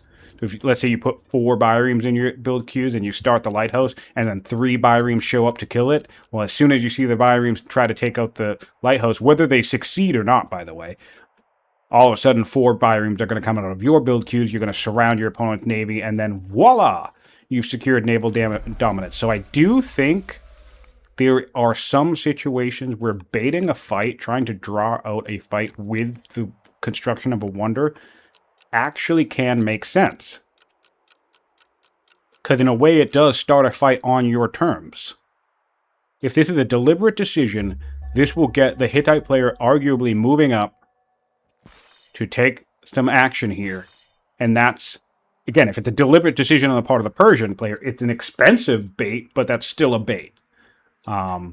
So I would be deeply curious if this is either multiplayer ignorance of like, oh, I'm just going to build the Jerwan because this is a great Jerwan spot, and kind of like not really recognizing the threat, or if Persia is actually challenging the Hittites to a fight right here in this location. Not a single fort. Well, yeah, that's the other thing, because if there's not a single unit on this, it has to be a bait, right?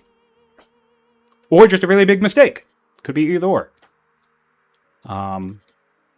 I feel like if I were doing this to you, if you were ever in a game against me and something like this happens, and I'm not even saying this to prevent people from trying to attack my wonder, it's just true. If you see me doing something like this, then it is 1000% a bait. I probably want you to attack the wonder and start a fight with me, because I could think of no other reason why I would put a wonder in this much danger.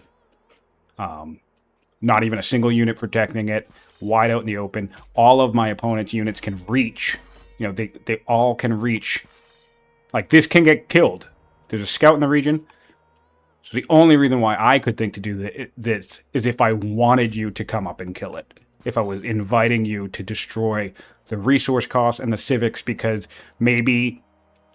So we're Persia, right? So maybe I have cataphract archers here in the fog waiting for you. We know this Persia doesn't, but that's the type of thing that I would do if I truly thought from you coming in to kill this wonder, allowing me to kill your 2 6 strength units, right? That would be my target in this wacky scenario that I'm concocting. I would want you to come up with these 6 strength units to try and delete my wonder, and then I would use that as a trade to get your 2 powerful 6 strength mercenaries off the field with hopefully what would be, my elephant and my 2 Paladin cavalries, my 6 strength unit.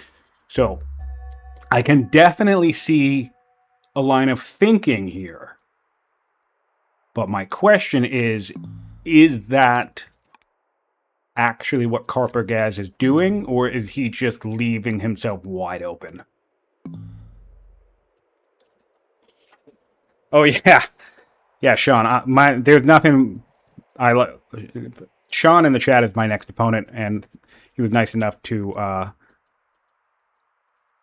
wait on us scheduling our game because I like doing all the casting. And also, he's been doing a great job casting, so check out his channel and his streams because he's been pitching in and being very helpful for us.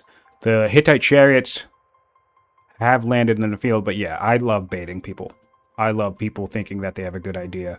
And again, sometimes it works. Sometimes I'm wrong. Sometimes I accidentally bait myself. I'm like, oh, come kill my wonder. And then I start the fight, and then I can't kill the unit, so I don't get what I want. And then my wonder gets destroyed, and then I lose the battle and or the game. And hey, surprise, I'm not as clever as I thought. So kind of like Fluffy said, I am, more often than not, I'm my own worst weakness. Because I think I big brain myself to death. I always want to do something cool or clever or creative rather than the safe, stable, sensible thing.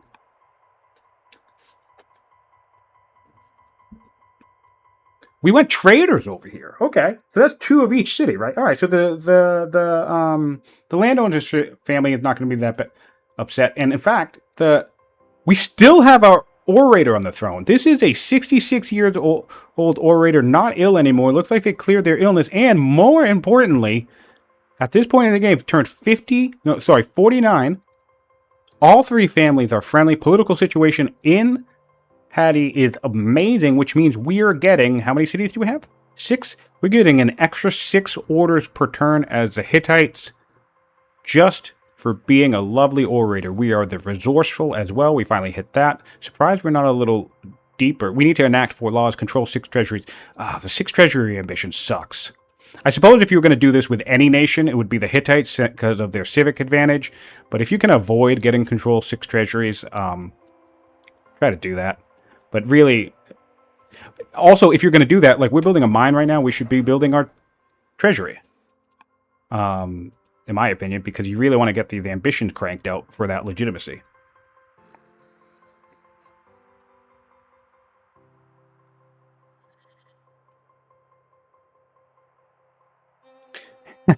Boldest is say this is a dominance tactic. No, and honestly, like jokes aside, I actually buy it.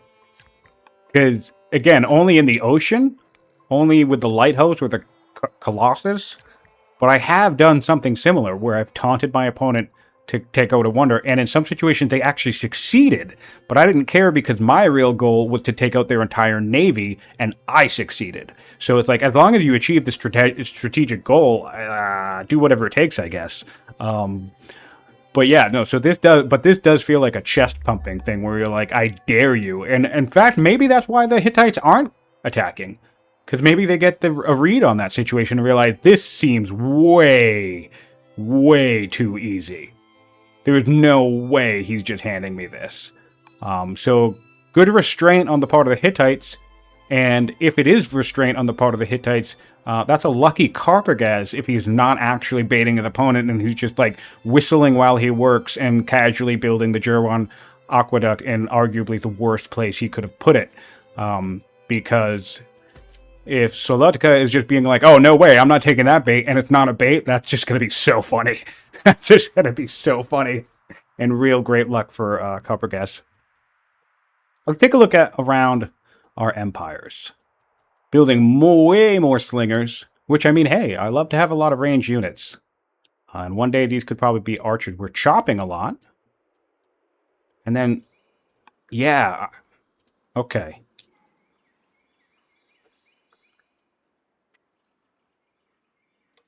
Yeah. So I'm pressing B right now, Carper, by the way.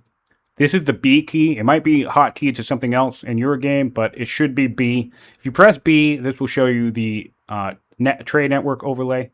Yellow tile means it's not connected. And I'm glad I spotted it at this moment because this is demonstrating for you that this tile is not actually connected to this tile because this road needs to go to this tile. So you need to move the worker down, road here, and then when it looks like you're going to stop here as well. These are not connecting your road network. You're skipping a step. You actually have to hook it up to the river.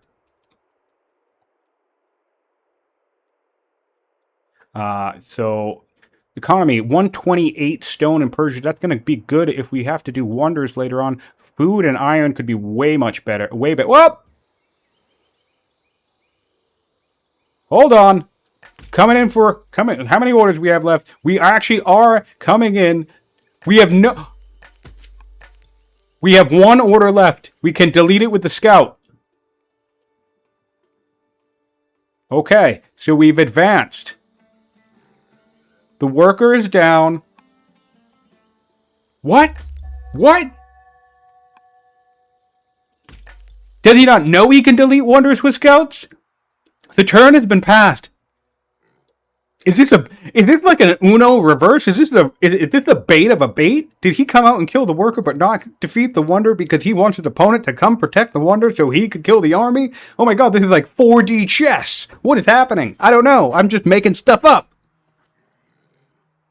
Really nice army on the side of the Persians, though. Very nice promoted units. We have Eagle Eye as an option. We also have Highlander as an option. Both are good options in this scenario because there's lots of hills in the region. Highlander is super popular because that gets us access potentially to marksmen. So that would be a good grab. And there's already Eagle Eye on this as well. So I could see going for Highlander instead. Have one Eagle-Eyed Archer and one Highlander Archer. Both are great things. This is amazing.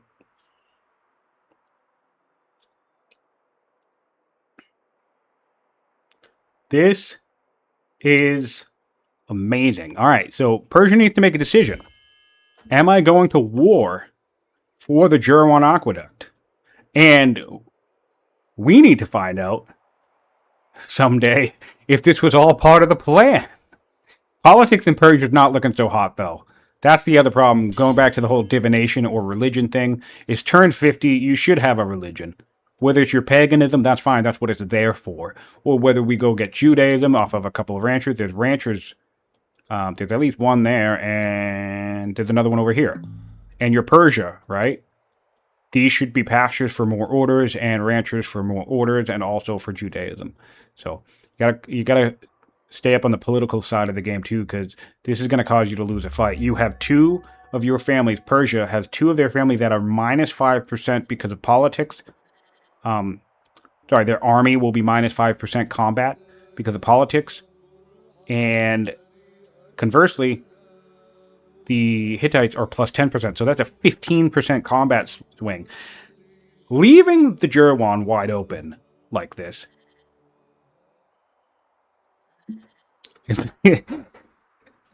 really making me lean towards the fact that this was a bait. Or maybe just Carpergaz doesn't want to start his first fight 20 minutes before they end their first session. So he's just acknowledging, oops, my bad, and he's just letting it go. But if the Hittites step on that tile with a military unit, they could just kill it with a scout. But if they don't realize that, and they step on that tile with a military unit and or engage, and the Persians just go all out in a war, that'll be hilarious if this was a bait to me. I don't really think they have like bait potential. Let's look at the elephant has moved up. Oh yeah, the elephant can make it. Dude, is this a bait? My mind is blown right now. I'm so fascinated by this. This is one of the things that makes it nice to watch new players, because some new players come in and play the game and yeah, sure, fine. Maybe they don't really know what they're doing, or they're learning a lot, whatever.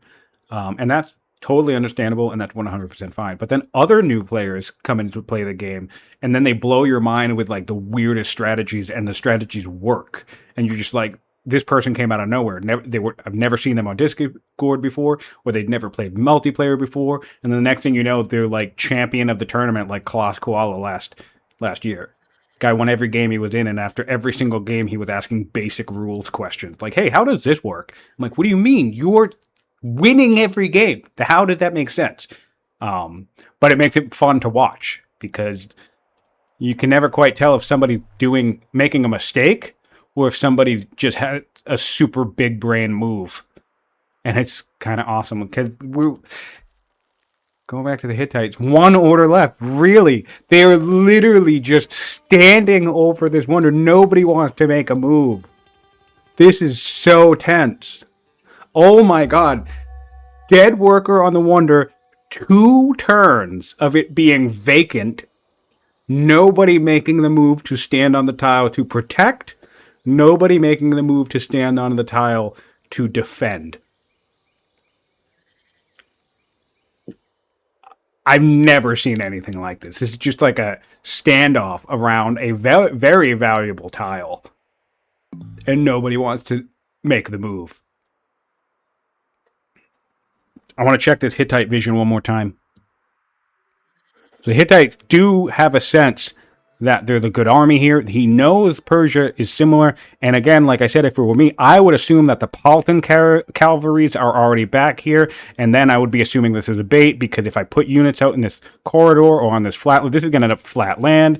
And I don't want it to be an open flat land with a bunch of Paltans that can rout me. So we know that there are no Paltans back here, but the Hittites don't know that. They could find that out if they decide to, deep dive with a scout a little bit, force march back into the woods. But I wouldn't put that past some type of player to just have a whole big on. We don't know what's back here.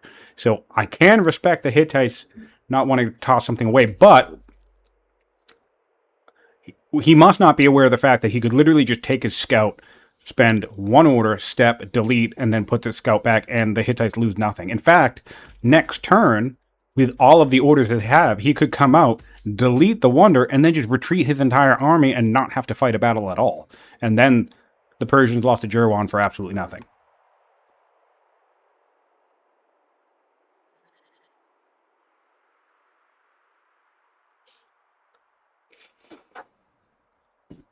Yes, the Hittites' chariots are too far for baiting. I definitely think so. I don't even know where the other one is. Yeah, the other one's way back here. So if I were the Hittites, I would boop the wonder with the scout, and then I'd just go back home. Be like, thanks, question mark? Of course, you don't get anything. He could be saving. Does he have enough to build it himself? Maybe he wants to boop the wonder and then build it himself. So he could be waiting for a worker, although we have workers ready. What is with these roads? This is another road that's just started.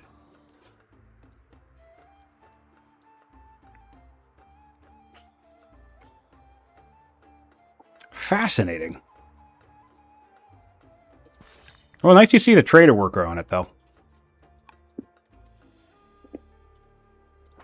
Back to Persia. Garrison coming up, which is nice. 2 barracks in Pterodon, which is nice. Not much in terms of urban development here, which is okay. I've done this with some cities. I don't like doing it with core cities if I can, because core cities tend to lend themselves to have the best development. But there's still room enough for barracks or whatever. I probably would have put a barracks on this hill, do the 2 barracks, and then, yeah, sure, maybe leave everything else resource-oriented. That's fine. There's really nothing wrong with turning the territory of a city into one massive resource node. It works. All right, back to the Hittites one more time. What is happening in this valley?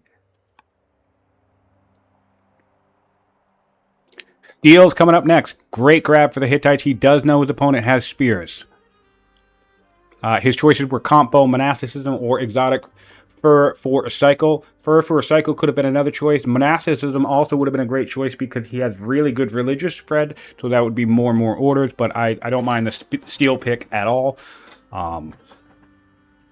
Definitely great to help diversify his composition, but he probably doesn't need it with this Huskarl, really. This Huskarl will do serious work. I know it's just the one unit, but you get a solid... oh, he's doomed! Our Orator is finally dying. Turn 52 starting ruler. Really nice luck there, and again, gave him enough time to actually milk some orders out of the Orator ability, because he has a fantastic political situation. And also, I mentioned Persia getting salt a while ago, and way back on something like turn 25 or whatever, and go figure, the Hittites at some point got salt. Oh, yep, and even in their capital, and they sent it to their riders' family. Now, if it were me, I would not have sent it directly to the family just yet. I would have sent it to the seat, because you actually will... The more you can delay the rise of discontent, the less family issues will be okay. So I think early on in the game, you want to send these preferred luxuries directly to the family themselves if you can.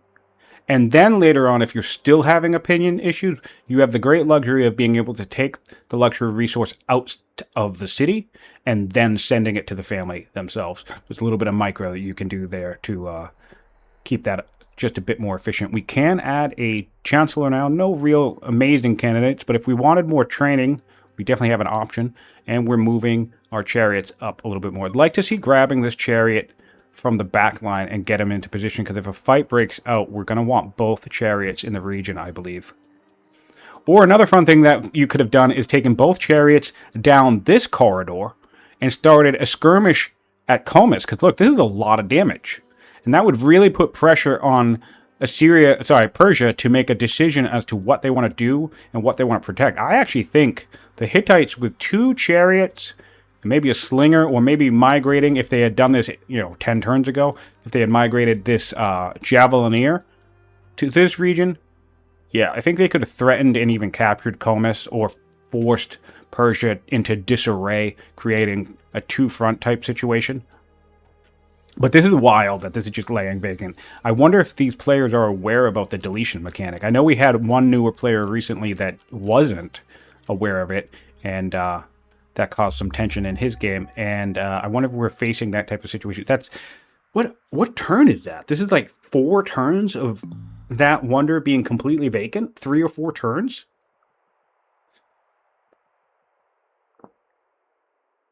Welcome to the chat, Skipper. Thanks for joining. And yes, Persia versus Hattie. I actually have been loving the Hittites being picked so much. It is a bit of a bummer that they seem to be struggling to put some wins on the board, but I wouldn't hold that against the faction itself. But yeah, definitely seeing them get picked a lot, which pleases me quite a bit, because I think they're very, very powerful. They're one of my favorite nations personally, and I genuinely think that they're probably one of the stronger dual nations, despite not being completely military oriented like Rome, or having some of the advantages that Persia has. This is fascinating. I agree. Snap, I agree. Thanks for being in the chat. Over 20 people in the chat at the moment, so I appreciate you guys all being here. This is great. We get to watch. It's almost like we get to watch and play Old World together.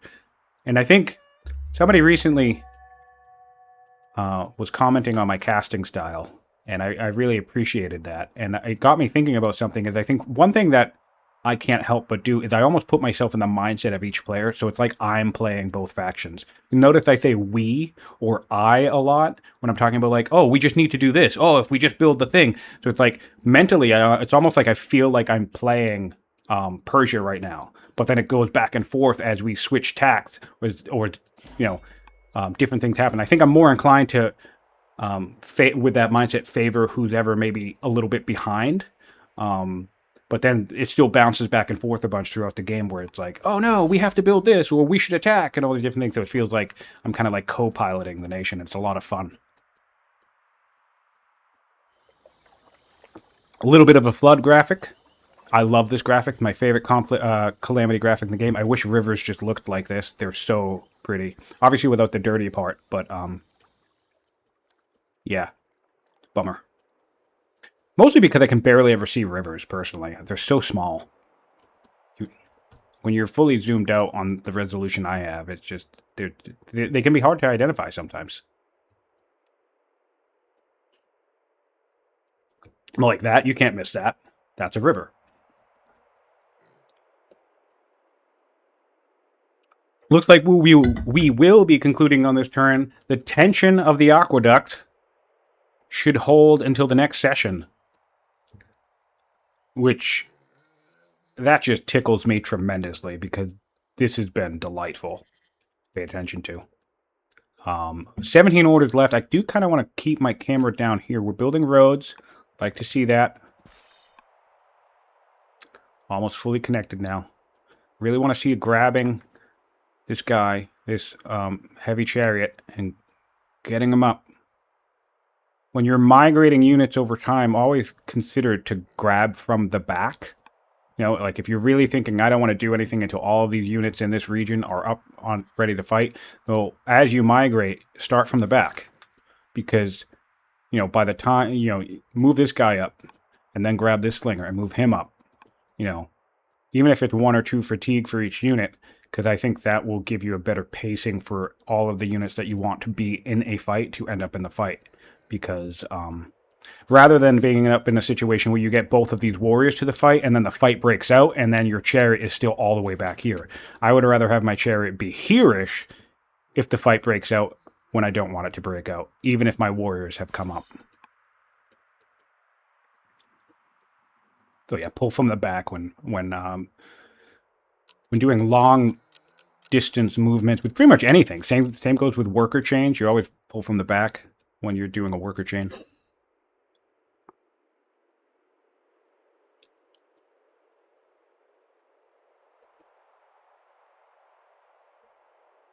Heather Brings asks, what happens if you take a city and it goes neutral while the Wonder is being built? The Wonder does get destroyed.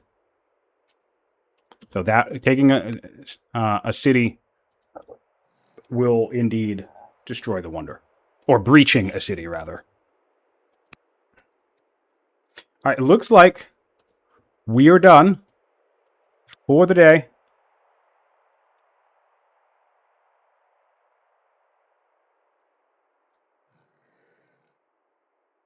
Okay. All right, and they're going to be playing tomorrow, so I'm going to do one quick stat cap to recap this game. I'm going to do a quick brief overview of the Persian Empire, getting a Fisher online, still no salt. So yeah, just to think about in terms of keeping your family happy. Again, I'm not saying like beelining salt, getting salt online as quickly as possible is a viable strategy, but if you're really just kind of going around building random specialists and you have a salt on board and you have a family looking for salt, think about matching the needs of your nation with these luxuries, okay? I'm going to thank our players. Fun watch. All right, resource-heavy Shushtar, that's fine. Barracks complex is up in Pterodon. Great, solid, strong military. Lucked out Stompy Boy. Haven't really done anything with it yet, but he's waiting to make his move. And the weird road network looks like... Yo, man, this is driving me nuts. Okay, yeah, the weird road thing needs to be... That's like step 1, resolve the road thing. And we're finally getting some workers out here in the distance. I like that for Persia because we did building a lot. We did end up building a lot of military, so I think we were a little military forward early on, but, I mean, hopefully it'll be fine. On the Hittite side of things, looking really smooth. Again, with a resource corridor here, but he's given himself a little bit more room to work with as far as urban improvement, so this is really nice to see it. This is the landowner city, so he was able to create better borders for himself. He started buying tiles down this way, which is another reason I would like to see some staging up north from the Hittites, because I really think you can create a two-front situation if you keep buying tiles down this way, where you have coastal movement, really smooth movement to harass and create a two-front situation that could cause Persia to collapse in disarray. Everything else mostly looks good here. He has a really nice developing eastern core here because he built lots of workers out here, but he now has his barracks complex, officers coming up for a frontline staging city looking pretty good. Let's look at stats for both players. Wealth is massively in favor of the Hittites, of course. We did get 2 wonders on the Persian side of things, so he's been spending his wealth, but 12,000 to nearly 2,000. Population advantage Hittites, which makes sense. Specialist advantage Hittites by a wide margin, 16 to 15. So that's bad news for Persia. 13 workers to 7. 10 military units on Persian side to 5. So that's going to keep them safe, but we still could have issues long term if Hadi is strong enough to defend themselves and deter Carpergaz from making any types of moves, but also in a strong economic position to keep developing themselves, which it does seem like he is. Laws adopted 3-2 in favor of Persia. Text discovered 11-9 in favor of Hittites.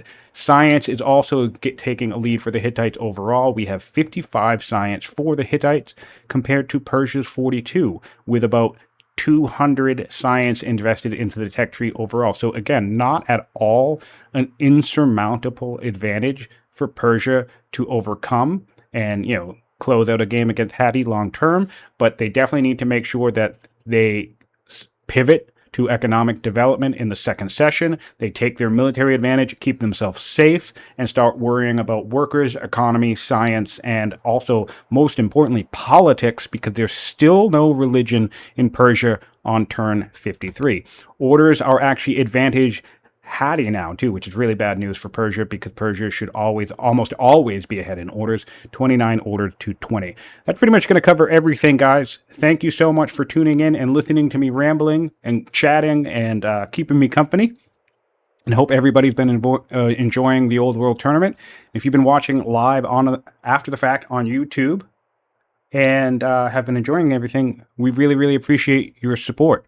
Go to the Mohawk channel, the YouTube channel, and follow along the playlist for more action, and then hop on the Discord to join in the conversation. I'm Scientific. This has been the Old World Community Tournament. Take care, everybody.